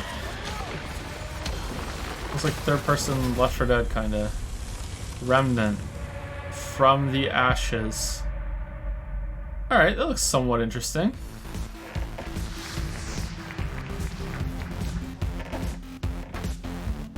Joining me on the stage to talk Do you about control the Remnant whole from the squad Ashes maybe, and in you that can trailer. switch them We whenever got you a chance want? to That would see be fun. so much If you get new grabbed, you gameplay switch to the other one real footage, new quick and free environments. yourself. Let's welcome the CEO of Gunfire Why did you Games, kill spoiler David chat, Adams. Pritel? I don't think I did. So David, I want to ask It's still right there. away for Dang those against who are spoiler chat. Yeah, unfamiliar that's with just spoiler Remnant chat. From the It's still there. Ashes. What kind of game is it? So Remnant's a co-op action shooter Okay. set on Oh, an well. apocalyptic Earth and across a bunch of cool fantasy worlds. And I mean, in that trailer, we got the chance to see a huge variety of different environments. Like, what are these different places? Who's the player in this story? So as a player, you're on sort of a Odyssey-like quest to save the world, and we really wanted to Yeah, have a bunch of Timeless, different cool Missy locales that you go to She's just to doing experience okay, different Lucis. different stuff. You start on Earth, Not but great, it you know. rapidly changes very quickly as you get into the game. 39 weeks pregnant, but it feels And more one like thing that 39 months you pregnant. talked about before is She's that alright. replayability is a huge focus She's of tough. the game. That you could play through it 10 times and still be seeing new bosses. Are you planning on playing new Yahtzee's Dev monsters, Diary new games? locations? No How plans. exactly I'm does that work? swamped right now. I don't really have time, but I would be interested in checking them out at some point. So we generate the maps, the enemies, the quests, NPCs, bosses, everything. You've built those all by hand, right? Yeah, it's all hand I recently scripted, played a but the bunch of system Game takes all the Jam pieces games, stitches and them I together. enjoyed doing that a You lot. might play So the I game, think I would come into enjoy work going and say, through "Hey, I talked to a giant those types of tree games that he's making. and fought a dragon boss," and I'd be like, I met a guy in a That was a cool helicopter, an old guy in a experience. helicopter, Fourth and child, he third was treated, child. and we'd have completely different experiences playing the same game. And you just have to keep going through and Are eventually we going to watch the explore Ubisoft conference? what all Yep. the possibilities Yep. Pregnancy are. permitting, You yes. can play the game over and over again to see the stuff. You can jump into your friend's world to experience. Did I the ever end up content in playing their world, Oberdin? and that's Yeah, a big there's part going to be of a the video game, on is it jumping in and sometime this seeing what month. you get. Well, I want to ask. It's already about written, loot, recorded, which is, I understand, a big edited part of for the game. most How does part. it Yeah, function it'll be out alongside this month. ever-shifting gameplay experience? It was going to be out last month, Yeah, but then the Matthew game's Mitosis released all his, legendary items, and I so didn't it's want to tied release into the mine dynamic the generation. same So week if that you he find a released his. boss I or figured there meet might be some NPC or fatigue get a cool because unique we're side considered to be quest, so similar. It generally coincides with a cool unique item. It might be a boss weapon see. or a magical item or armor. So if you played the game and you get all completely different events, you'll have different equipment than I have. And in the trailer, I also saw No stream for it? that Yeah, sorry, there no were stream 3 for it. people I had to play it walking for through these. You mentioned my the co-op 2018 experience. video. How does co-op function in the It was world? one of the games I So really the wanted game's to full play co-op from the beginning. 2018. You can jump in at any point. It would have been a The good game's stream definitely too. sort Sorry of to rub makes salt more in the wound, but difficult. it would I have mean, you will been a die good a lot in stream. this There were a game, lot of so times where there's a I huge made some advantage to big bring your leaps friends that to were come in really there and help you funny. take I was down laughing to bosses or myself while I was fight off playing it, different and I was adventures sad that I generally didn't progress stream through it. the world. Yeah, well, It would have been a I'm short big stream fan too. I of finished it in 6 hours, Bloodborne and Dark Souls. I'm so really it looking would have forward been to Remnant from the Ashes. would have been a good What's time. the release date, and where can people go for more information? So Remnant's coming out August 20th. What game are we talking about? on Oberdin. PC and Xbox and PS4. And if you pre-order the game now, you can actually get in early and start playing the game August 16th. Well, awesome. Ladies and gentlemen, David Adams from Gunfire Games. Thanks so much for talking to us about Remnant. And as we mentioned earlier, keep those questions coming. I will be asking on stage the creative director of Borderlands 3. What do I think of Quebec? everything you No want strong to opinions know. about Quebec. Doesn't matter what platform you're on, just use hashtag PCGaming. I like their Show. smoked meat. And until that time, let's talk about our next title. This one was announced 2 years ago at the PC Gaming Show here. It's a game from Clay Entertainment called Griftlands. It's changed quite a bit in the I last like 2 years. Clay's It's now games, a but- deck-building roguelike where you don't just fight, What? you also negotiate your way through a broken-down sci-fi world. It's going to be available on the Epic Game Store in one short month on July 11th Oh, in alpha. no. Let's take a look at some of the footage People are of what getting you'll be mad. playing. Okay. I don't really like turn-based stuff, but they switched it to something else? I'm fairly positive on the Epic Games Store. Sorry to disappoint anybody, but I like the competition. I think that it's an inferior store to Steam for sure, and they need to make some changes, and they're really slow on doing that, and they need to get their shit together, but I'm mostly positive on the Epic Games Store.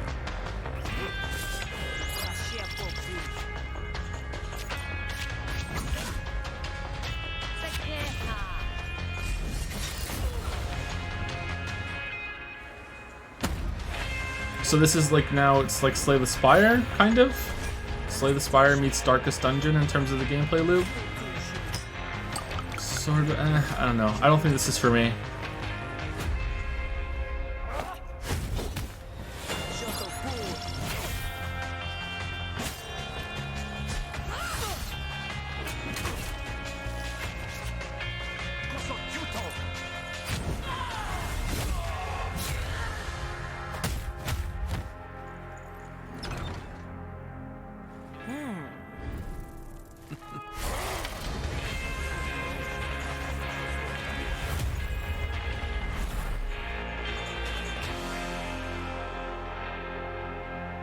Have I played some of Supergiant's games? Not enough to talk about them. I didn't really like. I didn't really like Bastion.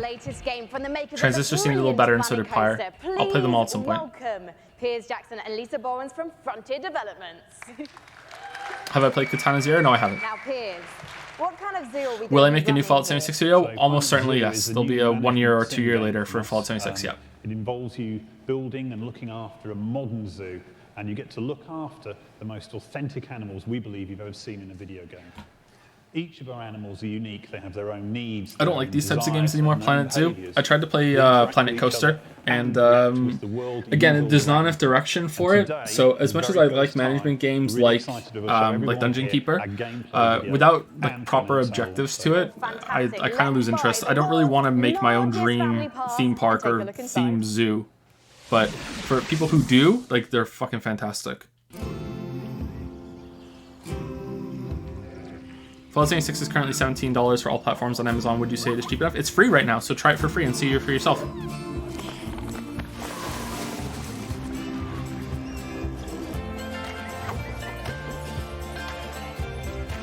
I'm inadvertently shilling for Bethesda right now.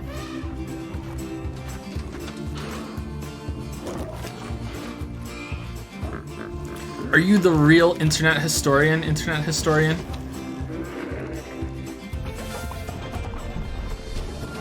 Ooh, this looks good. Ye? Y-E? How's it going, my man? I need to respond to you on Twitter. I have DMs burning in my pocket.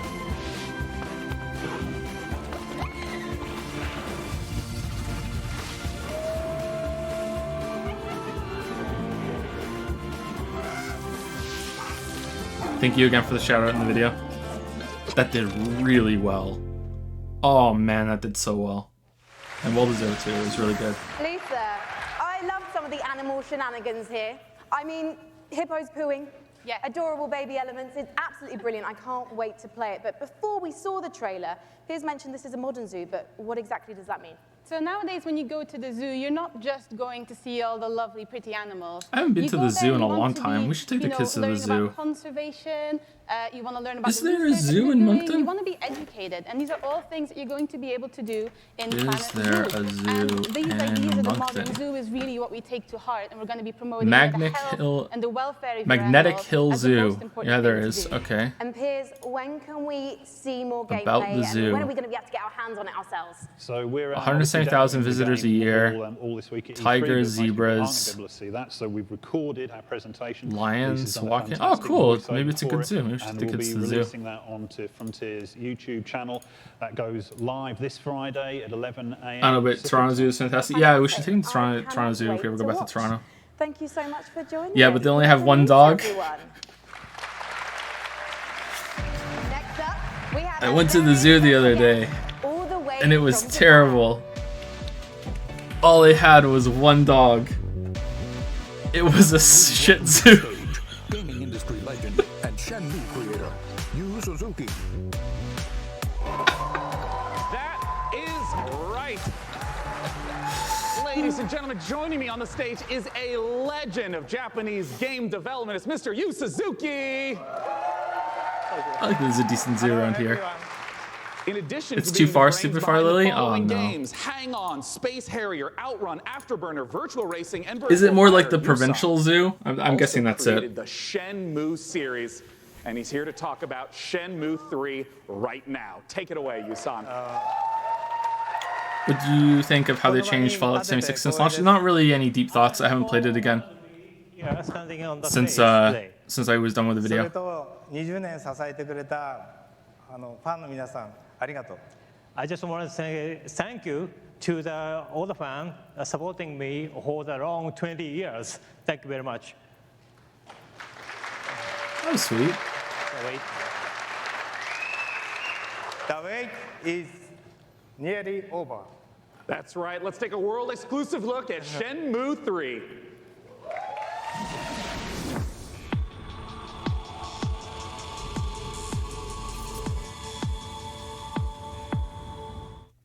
Honestly, I don't think your kung fu is strong enough. Grandmaster, I...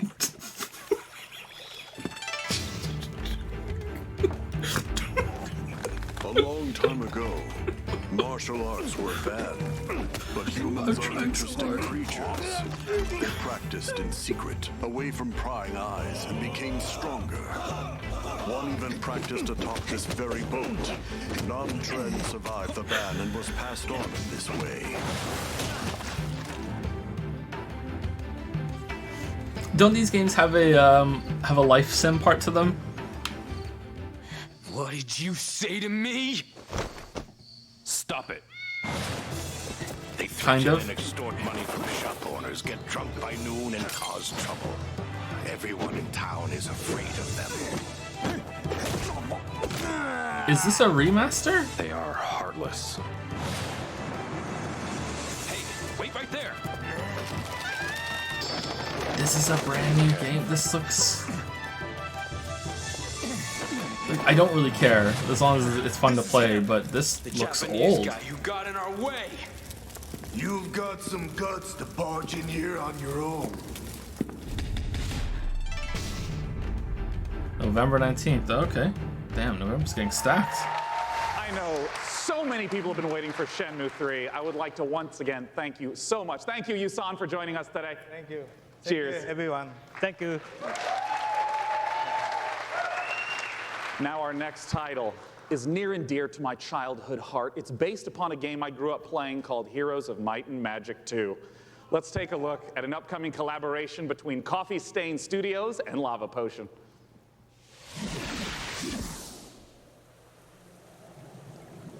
Lava Potion.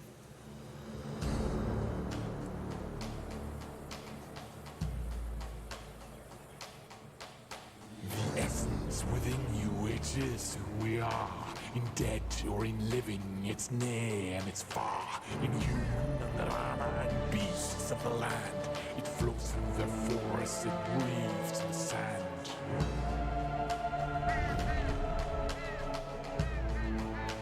All right.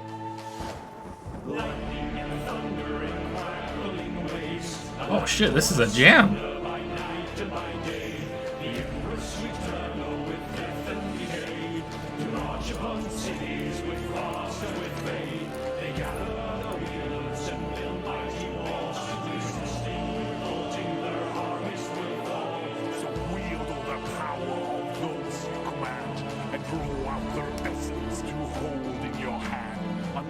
On them all, so in these final hours, we'll raise and rebuild to take back what was ours. All right. Songs of Conquest. Do you make your own songs? Sign for closed album. No gameplay, no hype. Little gameplay, little hype. The game is Songs of Conquest, and here to join me in talking about it is the lead designer from Lava Potion. That's pretty good. Carl Toftfeld. Hey, Carl. Hi, hey, thanks. I mean, let's just start off for anyone who maybe hasn't played the Heroes of Might and Magic series. What is Song of Conquest all about? It's all about, well, you kind of start out with in the town that you just saw in the end of the trailer. And from there, you recruit your wielders. It's what we call our commanders. And you recruit an army, and then you kind of send off your wielders on an adventure. And they go exploring the world. They pick up resources to flag mines. And with those resources, you upgrade your town so you can get more stuff. And that's okay, I like that. What you do. I like that. Adventure and strategy combined. Yeah, and, you know, I know that part of the core loop is obviously Progress on 2018 video, pretty good. I've played all the games. I've done the writing. But there's 2-3 more videos queued in before that one. So the battle, just like the whole Baba game, Zio, is Oberdin, and turn-based. Sekiro. So you go into combat, you bring all your troops in, and you start by deploying Then them, 2018 video is kind of a two-parter because it'll be my game of the year will have a they go video in after initiative that. order, and then you slug it out, and it's a bit like chess, but instead of like pawns and bishops, you have like horned wands and Joe, you never played Heroes of Might and Magic games? I think I have, but I don't really remember you know, them. as someone who just loves the Heroes of Might and Magic series, I know that you have translated a lot of the gameplay elements into Songs of Conquest, but what are some of the modern elements that you're bringing in? I've never played any tabletop games apart from briefly some Warhammer 40K. No, the normal Warhammer. I played a little bit of Warhammer, but I couldn't afford it when I was a teenager to continue playing it. I like getting the models though. This looks to good. do magic, you need to bring the troops with the right essence, with your wielders. Do I do my own editing or do I have an So if editor you now? wanna, Video editing, I do it your myself. troops go faster, you need to bring a troop that has that essence. Like Notice cavalry. Bumblebee. And maybe to ask a basic question, what if my opponent kills that cavalry? Then you can't do the magic. So. Oh, I see. Okay. Yeah. So if you're fighting someone, you kind of have to like weigh the pros and cons of what to kill off. Like, do you want to destroy their magic or their powerful troops? Where can people go to get more information? And as always, I heard your Witcher 3 review is only 4 minutes long because there wasn't much to talk about. Confirm. It's actually 3 minutes long. 1 minute for each of the games. Witcher 3 minutes. Alpha, and then you can play earlier. Well, as you know, I'm really looking forward to playing it, Carl. Thanks for joining us. Thank you. It's okay. I can say whatever I want about Witcher 3. After Odyssey and Silent Hill 2, is an update I'm to free. a popular co-op game. I'm Let's free. see what's in store for Vermintide 2.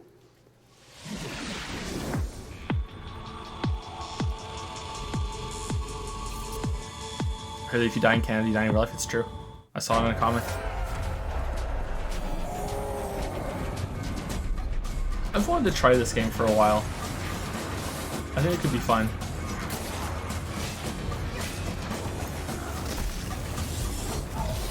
Also, as big as Battle Royales are at the moment, I'd really like to try a melee Battle Royale.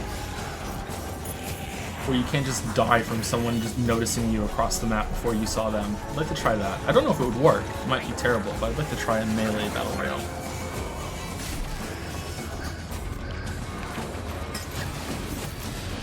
Warnhouse has. Oh, I think you might have told me that already, Volsroth, and I forgot.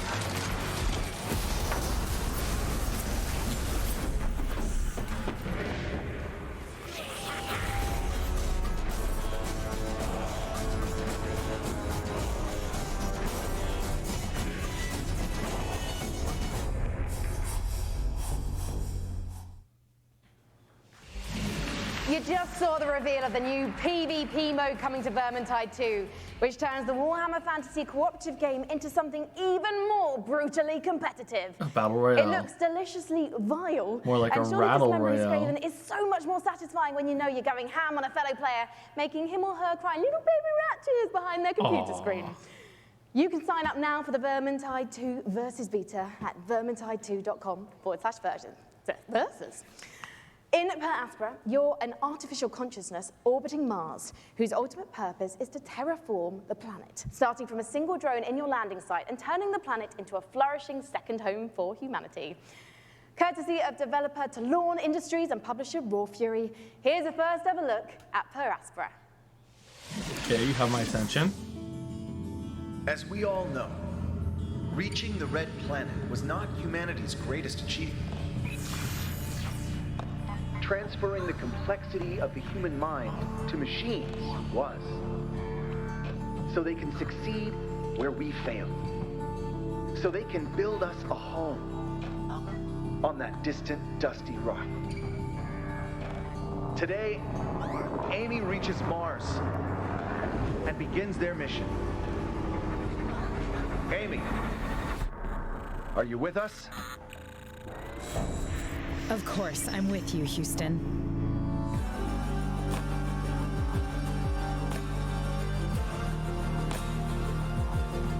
Ooh. Okay. That could be fun.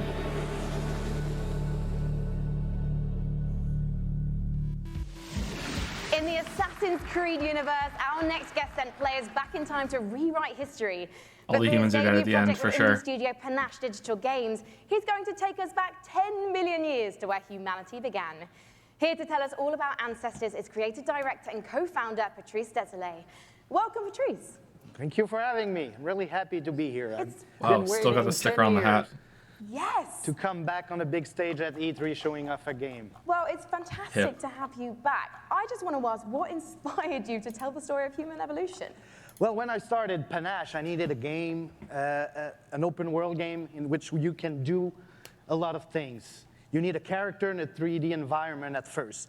And I said, oh, I'm the historical guy, I'm the historical dude, so I need an historical period. So I said, oh, let's go back at the very beginning. It'll be easier to do. Because I won't have to build I remember a city, this game. I won't have to build technology. This looked and interesting. I was a bit naive. Because we built Africa 10 million years ago. And that's not easy to build. It doesn't sound easy. I mean, how have you turned those themes into gameplay? Well, you play our last common ancestor, right, of all the big apes, and then you have to explore your environment, and eventually you expand your territory, you expand your clan, because you're not playing that one badass character.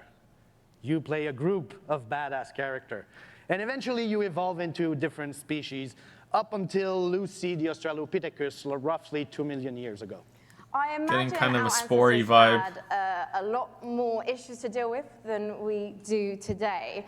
There's going to be a lot more dangers in this world, so tell me a bit more about those. Well, it's all about from a prey to a predator. Basically, at the beginning of the game, everybody's there to kill you and devour you. And basically, at the end, it's pretty much you. You're the predator and everybody's afraid of you. And that's the idea of Ancestors. That's the dream, really. Kind Odyssey. So, Patrice, ultimately, what is the key to evolving your clan successfully? Curiosity. You need to explore because, you know, I made a game about characters and you needed to follow the story I wrote for you. This time, you're basically writing the story. Which primate is there's best? no story per se inside. It's not about going and see mission givers. It's not about looking at the mini-maps and the little dots. It's about you, hey, Homo sapiens. Can you survive like our ancestors did? And that's the question I'm asking the players. It'll be for you to answer that question August 27th. Well, I was going on PC first. I was going to ask you when we can see it, and you answered my question first. Thank you so much, getting Patrice. good at this. As Patrice says, Ancestors will be released August 27th, and you can learn more at ancestorsgame.com. From 1 to 10, how's your hype for Surge 2? I put that around a 7. I'm interested in Surge 2. Oh no, the devil.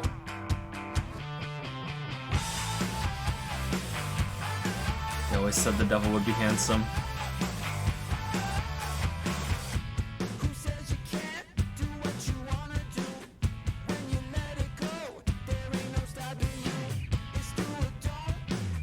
I have no idea if that's going to be worth anyone's time, but damn, it's ambitious.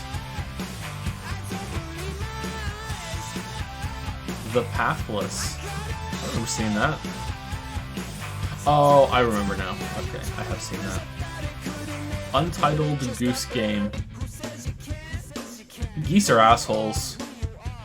That's a very realistic game. Whenever the kids are being grumpy, we say that they're being goosey.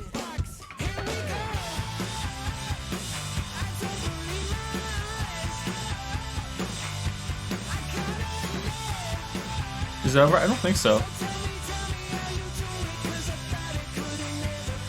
We still have to see what's next for Terraria, right?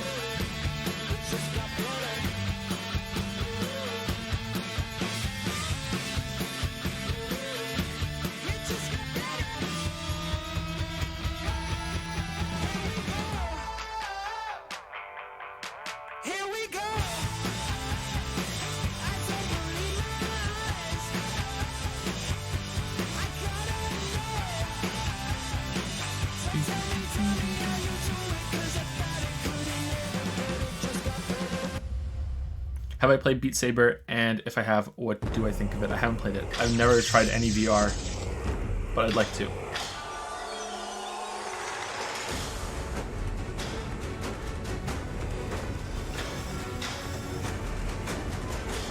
What's this?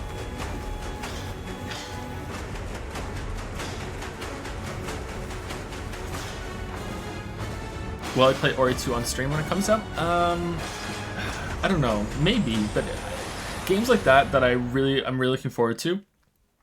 I think I'd like to play myself once and then play it on stream afterwards. Please welcome to the stage, Loring. Because streaming games is a little awkward for continuing it, and I take a lot of breaks when I'm playing games because that's how my life is. So hundreds of thousands, millions of players I don't know. Getting a taste of it, and here to talk about its coming to PC is Loring Lee. Take it away, Loring. Yeah. Hello, everyone. I'm Loring Isn't Lee. Mordhau a melee battle royale? Wait, Mordhau is a melee battle royale mode? I'm the CEO and founder of Dragon's Game. Dragon's Game is a game developer and This would be a deeper question than you want to get to, but how do you balance creating art since you've written books and critiquing other works? To introduce our game. Yeah, it's a little too deep for me to get into right now, but I will never critique a book because I would feel that would be rude. As the trailer says, this is a real engaging game of auto chess. Dragon's Den now is working with the creator of There's always going to be a clash of interest there, or conflict of interest. They are working together to bring auto chess. What about the Witcher books? I won't be critiquing them, I'll just be talking about them. And mobile, so that everyone from anywhere. And there's a good reason to talk about them, right? Because it's about the game, so I think that's an exception. Of auto chess.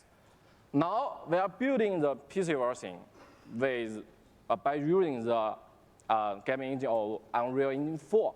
As everyone knows, Unreal Engine is one of the best game engines of the world. With the help of Epic Games and by the power of Unreal, I believe we can finish our job quickly and efficiently. And today, I'm very glad to announce the PC version of Auto Chess will be coming to the Epic Games Store. I look forward to all of you playing auto chess on PC later this year. Okay, thank you everyone. Thank you, Loring Lee. Yeah, cool. Thank you. Thanks so much for sharing the news with us.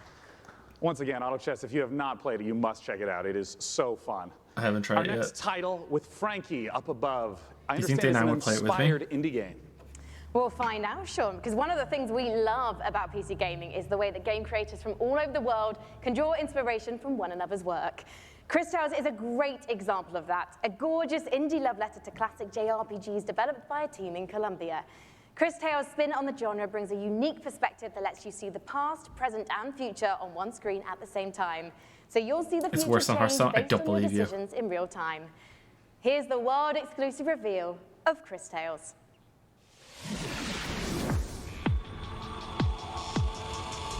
Did you play the Witcher games without reading the books, then again after reading them?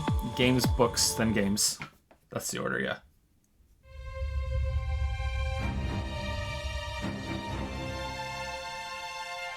It's good music. If you saw what was, Final what Fantasy is, 60 music. and what would be, if you knew how it ends, would you change it? Could you make the hard decisions? And would you be strong enough to fight? Whoa, what kind of waifu's that?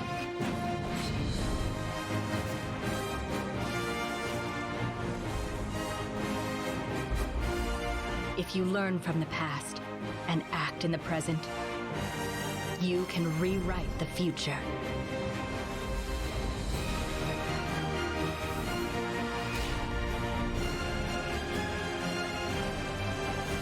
That's pretty. Chris Tales.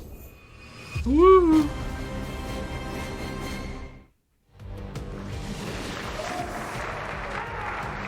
In PC gaming, it's not the size of your weapon, it's how you use it.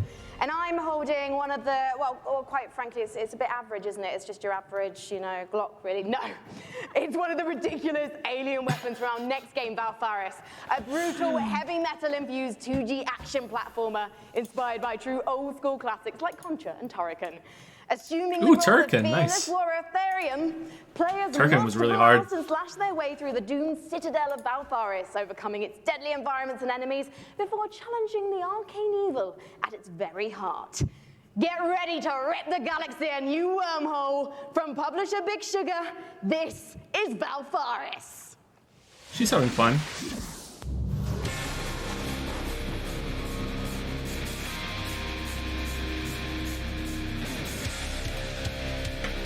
Oh, continuing the trend of some indie devs going with PS1 kind of graphics. That's interesting.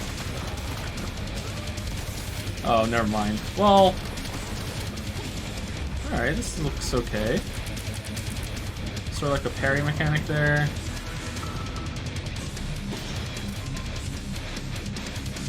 Oh, he headbangs when he gets an upgrade? That's kind of cool.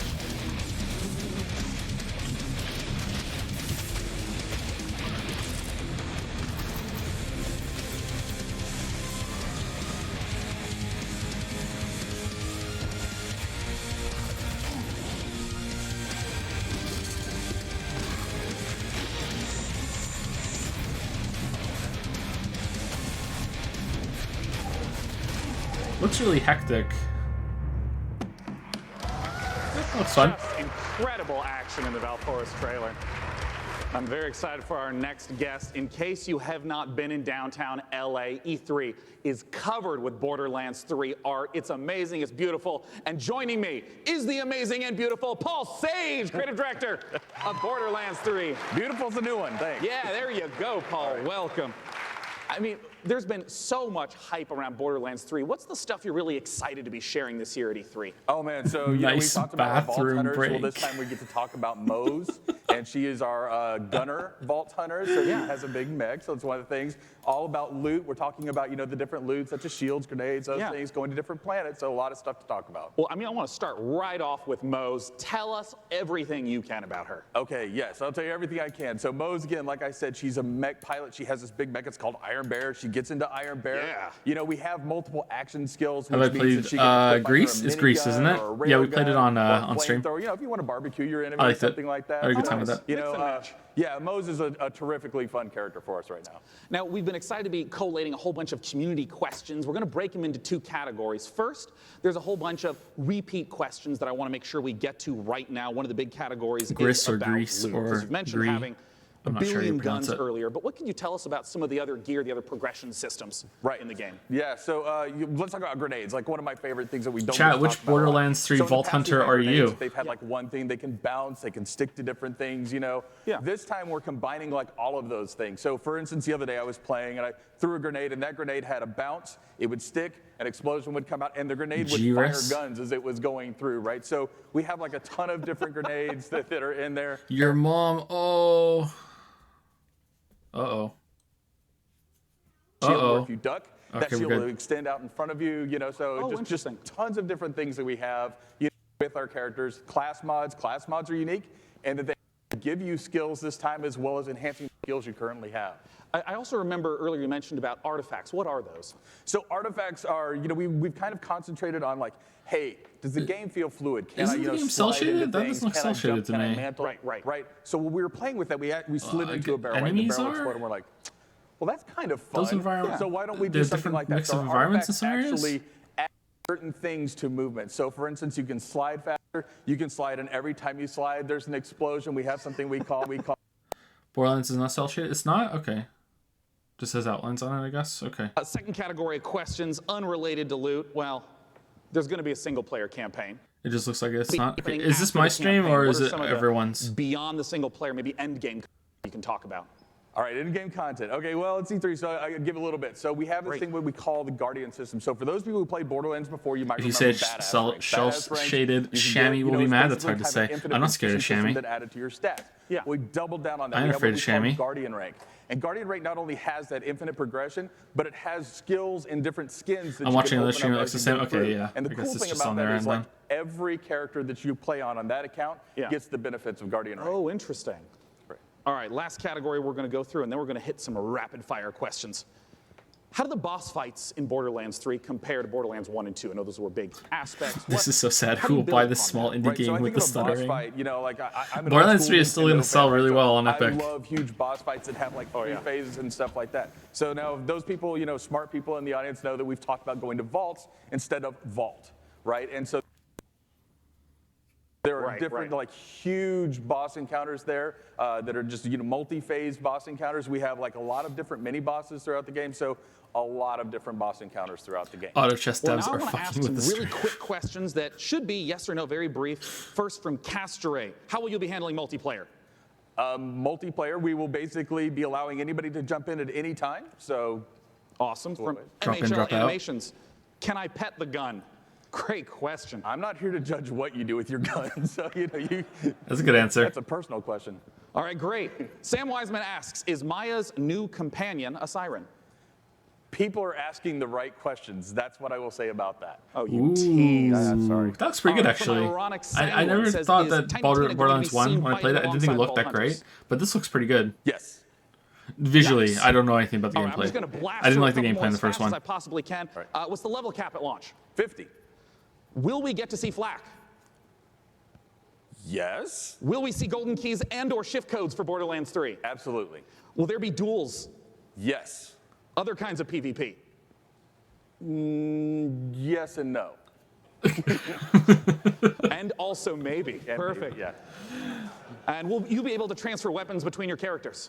Absolutely, right from the start. Perfect. And when is the damn game coming out?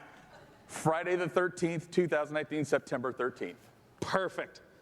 Borderlands. Did you just say 2018? .com for more information. Thanks so much for joining me on stage. Sean, thank you. And once again, if you have not seen all the setups in downtown for Borderlands 3, It's already they're out. beautiful. Our next It's been game, out the we're whole going to be time, revisiting a guest Hajime. that we saw earlier Just in no the one show. checked the He's Epic upstairs Store. with Frankie. What you got for us? Oh, it's the shark game. Hi, we're live. Sorry. Hello. I was just, I was actually testing out my outfit for this weekend. I don't know. What do you think, John? I think you look really sharp, as always. Very sharp. Well, thank you so much. John Gibson, president of Tripwire. Thank you for joining us again on the show. Yeah, very excited to be busy here. man. Yes. She's nude underneath. Now, last year, Everyone's naked under their clothes. we revealed Man-Eater to Everyone. the world. And can you remind anyone who missed it what the game's all about? Absolutely. Man-Eater is an open-world action RPG, or Shark PG as we call it. You start as a small baby Especially shark your pup, mom. and you have to survive in this harsh world and try to eat your way to the Yeah, top this of is the the game. ecosystem. This is the game. The three words that we think sum the game up. Man-Eater. best are There we eat, go. Explore, and evolve. And we also have someone we'd like you to meet. Well, let's meet him then. Let's take a look at the new trailer. Based on that Nelly Furtado song.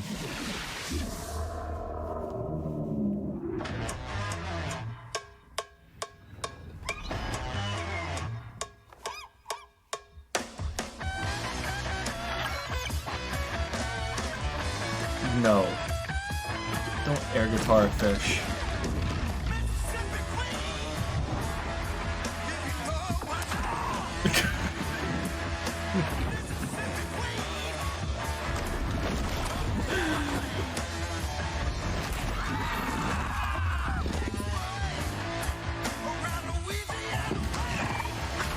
No gameplay, no hype.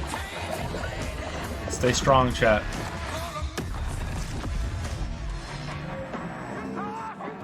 You come any closer with that camera, we two gonna tussle.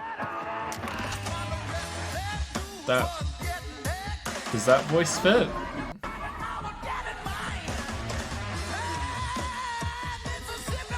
No hype. No hype. John, who was that appallingly dressed fisherman in the trailer? Because quite frankly, not even I would eat him. That was Scaly Pete. And Scaly Pete's the villain in this tale. Pete is a best fisherman in the Gulf, the best shark fisherman, or he'll tell you he's the best shark fisherman. And he disfigures our baby shark at the beginning of the game and does some really nasty things. And if he catches line of sight of you, does he just pop up in your field of vision and take it all up, and then you get sent back to the beginning of the game until you're big enough to eat him? And it follows Pete and the player shark on its adventures. And you know, it's a really, you know, it's a very exciting way. Why are you spamming F? And based on that trailer, to be honest, John, it looks like your main goal of the shark is to just bite everything. Yeah, there is an awful lot of man-eating going on in this game. That is the name of the game. And but we'd like to think of the game as a shark-tastic fun action game. It's like GTA if you were a shark. But there's there is more to the game than just eating. So we spent a lot of time moving through the water, breaching Pre-alpha gameplay. And adding abilities But it's coming to soon. go up on the beach for an afternoon snack. There's a lot of exciting things that you can do in the game. And you mentioned before the Shark PG. How does that progression system work? So there's three facets to the Shark PG elements of the game. There's growth, there's life phases, and there's evolutions. So growth comes about through eating things, nutrients, people, whatever you can find. And that's kind of like your XP in the game. That allows you to level up, your shark will grow a little bit, you'll get more powerful. And then at key phases that we call life phases, you'll make a big jump. So let's say you're a brooding teenage shark, and you're about to become an adult. When you become an adult, It's like you take EVO. a big leap in size. Has anyone a here big leap played in, EVO? Power and capability. I'll be And so then impressed if there's as more than you 10 reach people that these have played life phases, EVO. You unlock evolutions that can be applied EVO to parts was of the great. shark's body. For example, you could get metallic teeth that allow you to shred boats, or a powerful tail that allows you to jump to incredible heights. Or you could get mutated there are lungs people that here allow that you played to it. spend a little more time on Good, the good, beach good. getting those afternoon snacks. Just really quickly, John, everyone's wanting to know this question. When's it coming out? So we're really hard hammerheading away at this game and trying to make it the most awesome shark RPG ever. We're not ready to announce a date, but we're pretty certain you're going to see it before the next PC gaming show. Well, I hope we do, John. Whoa. Otherwise, I'm going to have to start biting people. In fact, I'm quite hungry at the moment, so I think actually I'm going to find an audience member because you guys look tasty. So I'll see you in a bit. I'm just going to have a snack. Thank you, John. Tasty and breathtaking.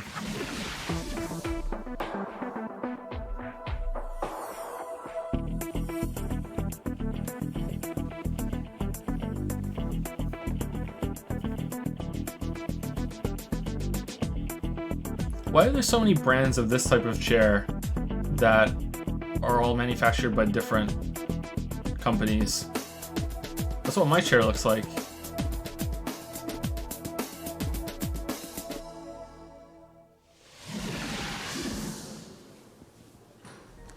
You know, one of the absolute best parts about being sponsored by iWin for the PC Gaming Yeah, Show is I have a that chair like that. it's It was actually one of the best things that we ever got because I about can sit in it for a Terraria is much one longer of the time than I could best-selling in any PC other games chair. of all time, selling It's not very almost comfortable 30 though. million You sit in it and you're kind of copies. like, Part of the eh. reason why it's maintained But such you can stay popularity seated is the for fact that the longer developers Relogic without being in continue to pain. add content, going from 250 items at release to now over It's probably pretty bad. 4,000. Let's take a look at their penultimate expansion coming up, Terraria Journey's End. Journey's End, here we go.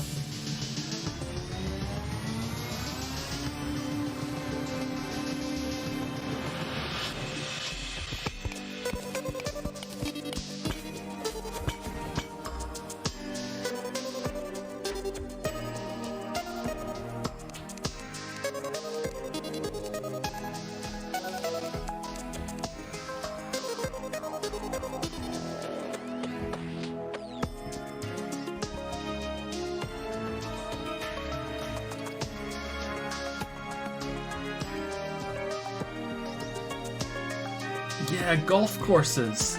Exactly. Bestiary.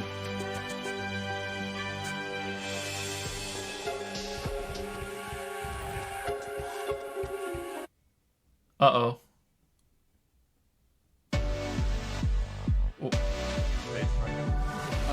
Oh no. The next title that we're going to be looking at is a game that is the spiritual successor to Her Story. It's called Telling Lies by Annapurna Interactive, and joining me to talk about it is game director Sam Barlow and actor-producer Logan Marshall Green. They're not going to acknowledge it? Thank you. Nice to be here. Yeah. My main man. Now, if you haven't played Her Story, you totally should. It's fantastic. I want to note, it is a game where you watch live interactive video in order to uncover what happened with a murder. What is it that's going on in Telling Lies? What's the premise? So, like Her Story, Telling Lies is a game in which you watch video footage to piece together a story. My stream skipped it. This time we have a woman who has stolen an NSA Aww. which contains secretly recorded intimate and private conversations between our 4 characters. Something has gone terribly wrong, and it's up to you to figure out what and why. It's time to take a look at some of the He does gameplay kind of look like mechanics Tom and some Hardy. Telling Lies in action. Let's take a look. I wanted to see the Terraria's update. I didn't play Her Story. I heard it was good though. Or interesting.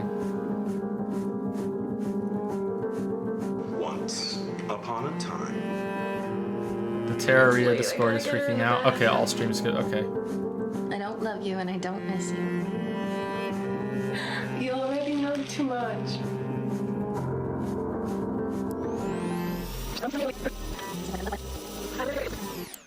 It's late. I gotta get her in the bath. Alright, love you. Love you.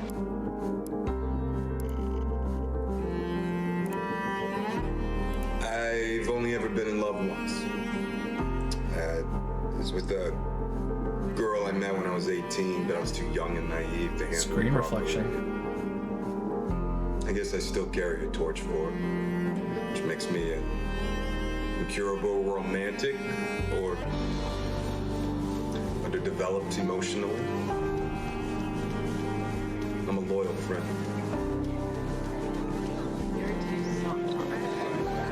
A man died in my arms at work today. The man died in my arms? We haven't done anything. Telling Lies for fun and profit. Okay. Oh, Sam, I got some I don't know if questions it's for interesting you or not. about what we've just seen. I mean, talk to me about Sorry, I don't know if it the will mechanics. I mean, be I gameplayably saw, interesting or not, but it looks interesting in the subtitles concept. up, highlighting, and it was loading more video footage. What's going on? So what we do in Telling Lies is we take all of the exploration you would have in a normal video game. So all that walking around in a 3D world. Yeah. And we apply that directly to the story, to the footage itself. So you're going to be scrubbing around in these clips, What? paying close attention, and you're going to be picking up on the subtext, listening to names, people, places. And with that information, you're going to use that I don't believe to in subtext. find more clips, dig into those, and over time kind of build up this picture of the story. And it's truly like an open world video game.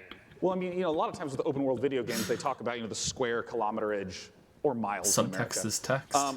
What's the sort of scope that we're talking about? Like, how many hours? Explain, of please. footage is I'm making a joke So we got because of some over people 10 said hours of about footage here, so my it's a opinions on story video that games in the past. Of encompasses course, I 2 believe in subtext. years.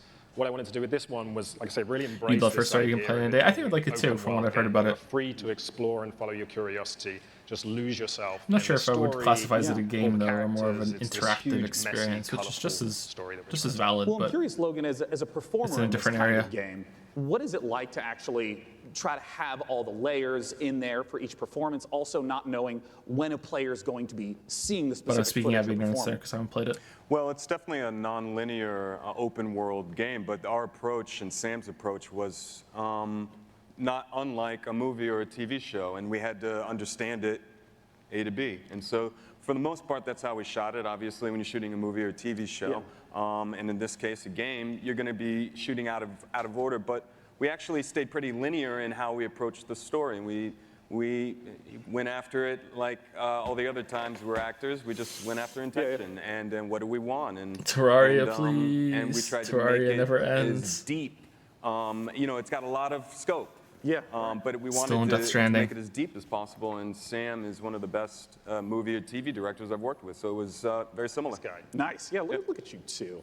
What kind of food should I order? I don't have anything to eat here. Just get some pizza. That's the default. It's quick to play through. It's absolutely brilliant. Please check it out in the meantime. But we're of course waiting to find out when can Go we on play Uber Eats and get Very some soon. organic Promise food we'll have though. a date soon. Right now, you can go to Steam. You can wishlist it on Steam. We all love Steam. And yeah, very soon. We'll be showing a little bit more during E3, and the game will be out. Yeah, very soon. Fantastic. Desperate to get it out there. Yeah. and people to play it. As soon as humanly possible. Yeah. Well, Sam Logan, thanks May I so much post the link to the full for joining me on Terraria trailer? stage. Once If there's a again, mod here telling that can allow it, sure, go for it. What time is it where I am? It Now, is up 3:35. on the balcony, Frankie's going to be talking to us about a game that my friends year after year If I see a link, after I'll year allow it too, but, keep telling me I have to play because of how much they've improved it. Frankie, what's going on with Warframe? Well, one of my favorite parts of last year's show, aside from being upstaged by a giant duck, was getting a glimpse at the future of Warframe. Giant duck. And here with the latest look at the next expansion to the universe is Space Mum Rebecca Ford. So, chat, behave yourselves, please, because Mother's here. Now, Rebecca, what are we about to see? We're going to take a look at an amazing trailer that our team has put together. A lot of our players have been waiting a year for a look at what we've been calling Railjack, so it's about time to, see what we've been doing. Yeah, let's take a look.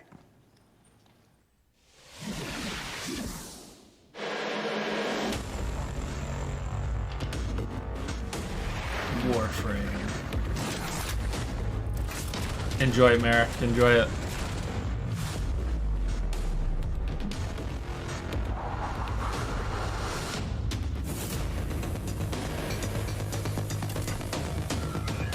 I haven't played Terraria Expert Mode yet, right? No, I haven't played it, no. I'm looking forward to it. I only played normal mode, and then hard mode when we finish the game, but not Expert Mode, no.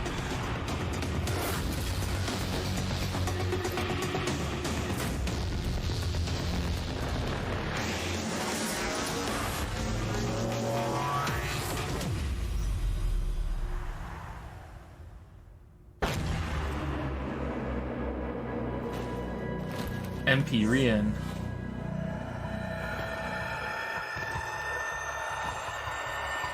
Who's that guy?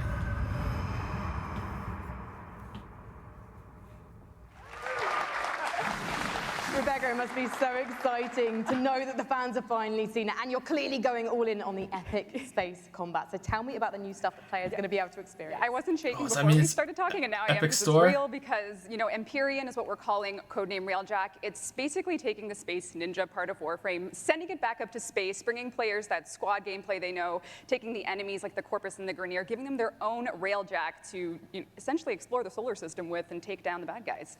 And when are fans going to get to see more? Well, TennoCon is in London, Ontario. It's July 6th, and you can come watch it online on Twitch. We're going to be showing a lot more in our keynote for what Empyrean is going to be. Well, today I'm getting a feel for the suit. So what's the deal with that sweet-looking Necros Prime? How do I get my Tenno arms into it? I cannot say that on live television, but there are ways. But yeah, you just have to link your Warframe account to your Twitch account. If you watch 30 minutes of our Tenno live show, you can get it. But hopefully you stay for the full hour because we got lots to show. Well, thank you so much, Rebecca, and good luck with TennoCon on July 6th. Thank you. Okay, now we've seen some amazing stuff today, but Asking nothing a lot. quite so gloriously strange as our next game.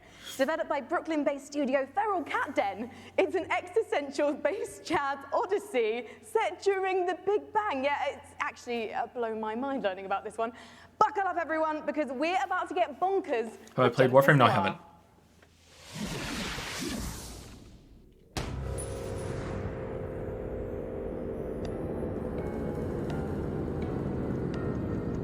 In expert mode, bosses have new moves, are harder, and drops unique items. Yeah, I heard there were decent gameplay changes like that in Terraria. You're acquainted with the dev working on this, are you?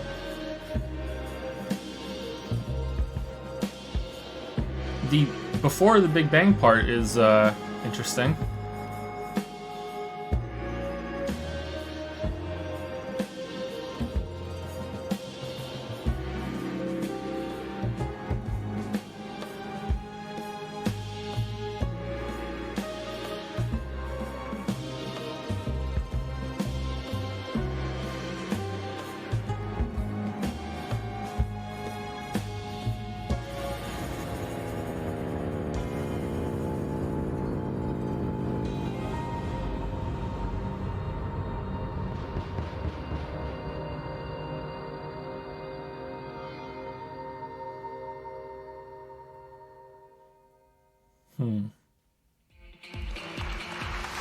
Full title. Genesis Noir, just beautiful, stylish art.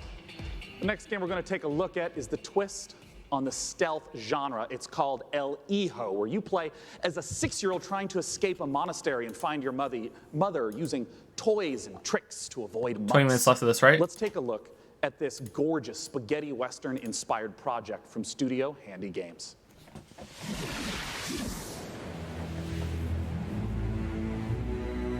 This is the second best conference? Yeah, I think so. It might even be the best one so far. Depends on what you're looking for. Like, Microsoft's was pretty hype, but a lot of games that we already knew existed. So this might be the best one.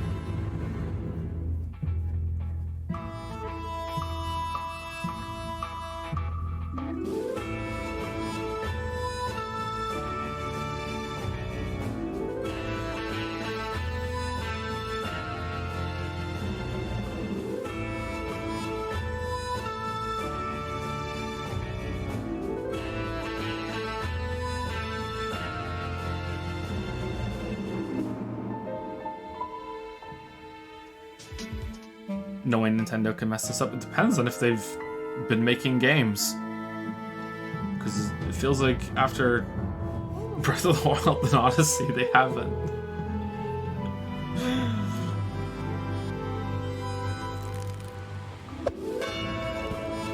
Just be nice if the Switch was a like a 2 Mario and a 2 Zelda machine, and not just one.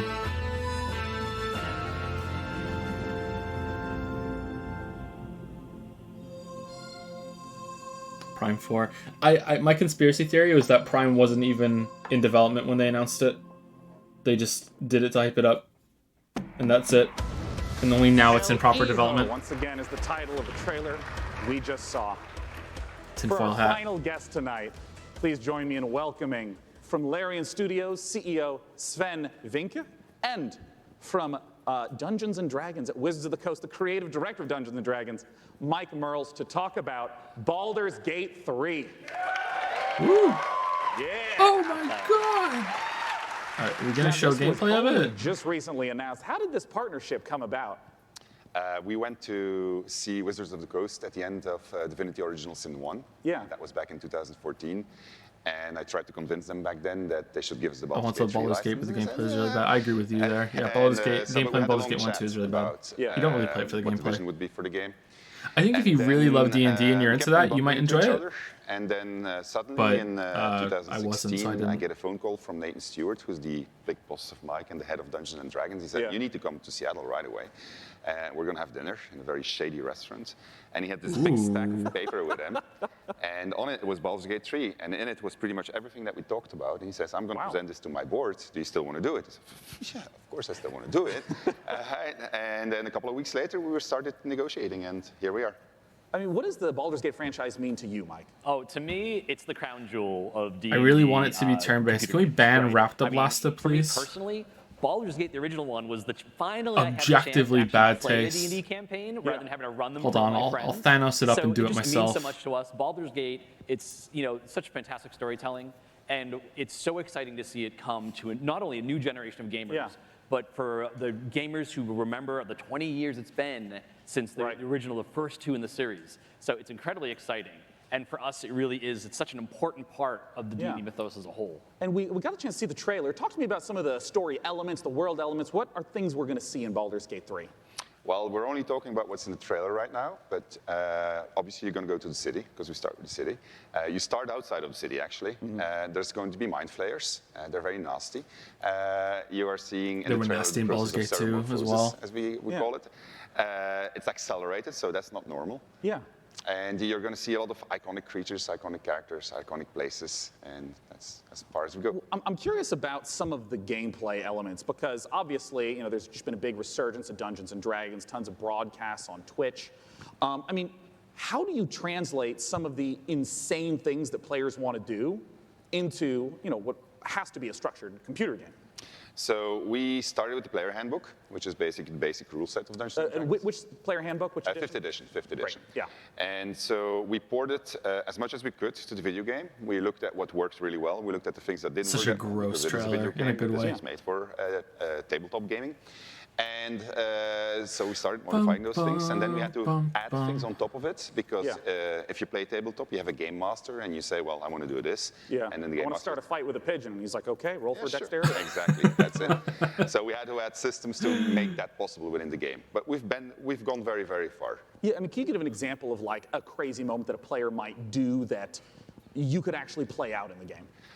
Well, I could, let's say that we get into a fight because you ask a nasty question, I don't want to answer it. And I take the chair over there, I put it on fire, smash it on your head.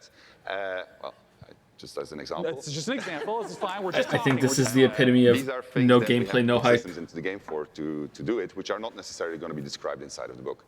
Interesting. And I mean, like, Mike, what is the best RPG of the last 10 years? Skyrim, Witcher 3, Pillars of Eternity 2, Divinity Original Sin 2, Dragon Age 2. Provide in assistance. Dragon Well, really what Age it comes 2. down to is providing the story support. You know, we think of Dungeons & Dragons, the universe of D&D.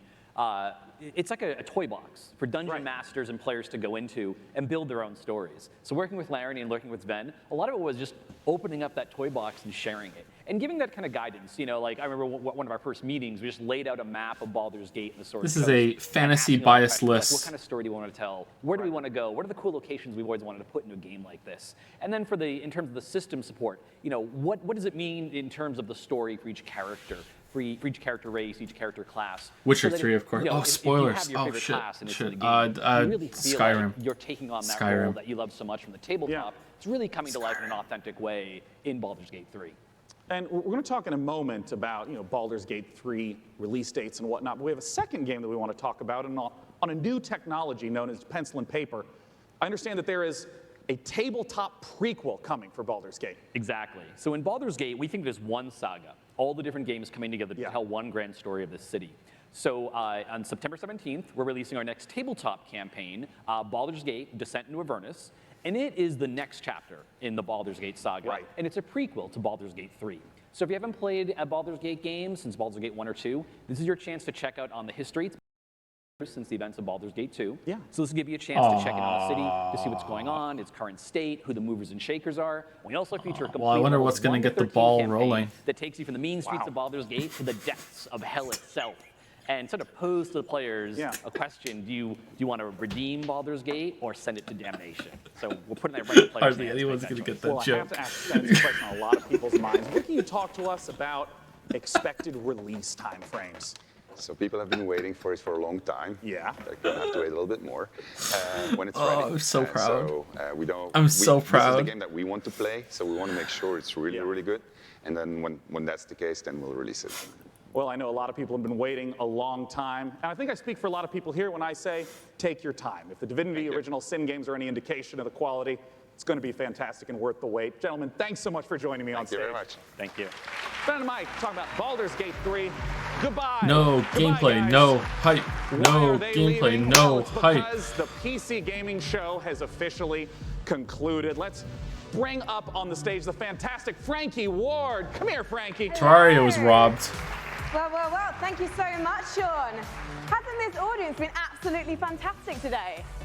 Guys, thank you so much for coming out to the 5th annual PC Gaming Show. We want to give an enormous thanks to all of you who tuned in live. We want to, of course, thank all of you who personally. Okay, so I think this was the best one that they've done.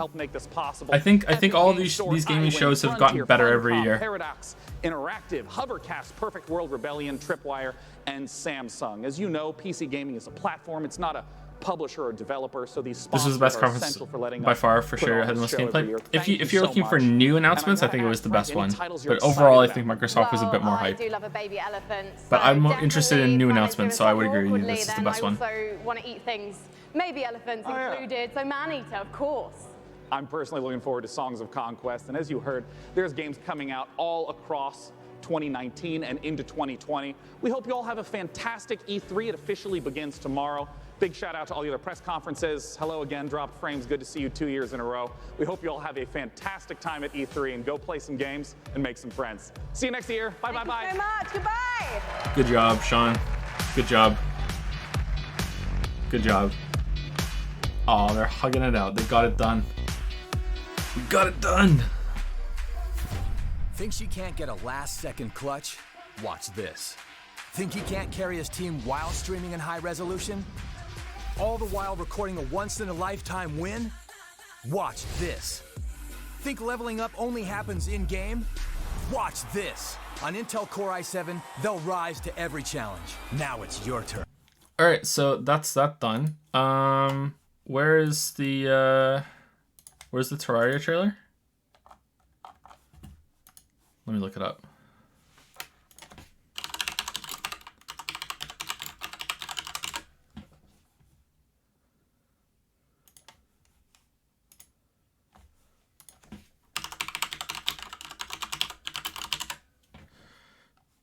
Terraria's Journey End. Here we go. All right. Okay, this was uploaded just now, 14 minutes ago. It got cut. All right, so. Oh, it got cut near the end. Oh, that was it. Wait, hold on. Is this one busted too?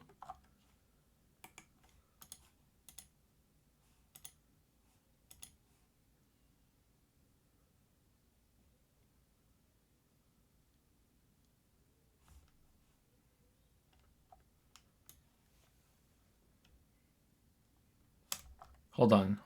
Someone in chat is linking a different version. This one's 1 minute long that I have here. And this one that's been linked in chat is 1 minute and 1 minute and 28 seconds long. Okay, so, all right, we'll watch the whole thing again. Hold on.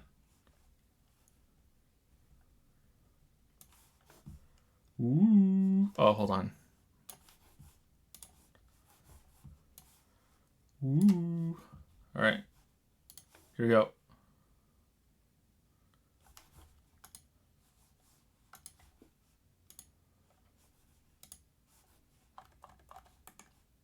You guys ready?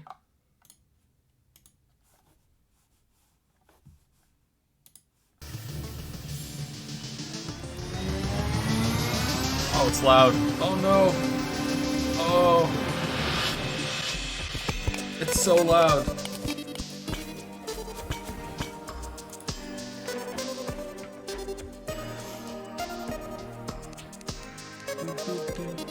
There you go, PC Gamer.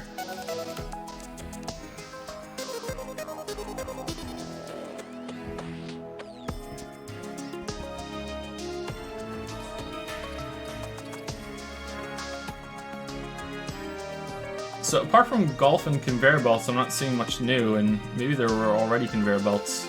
I just never used them. Bestiary, yeah.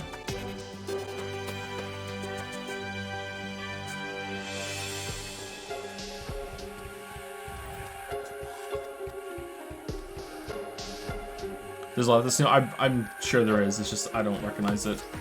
Master mode.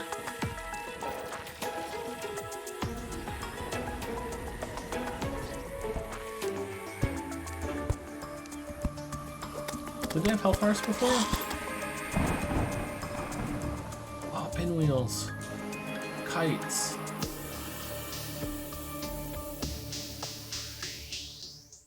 Okay, there you go.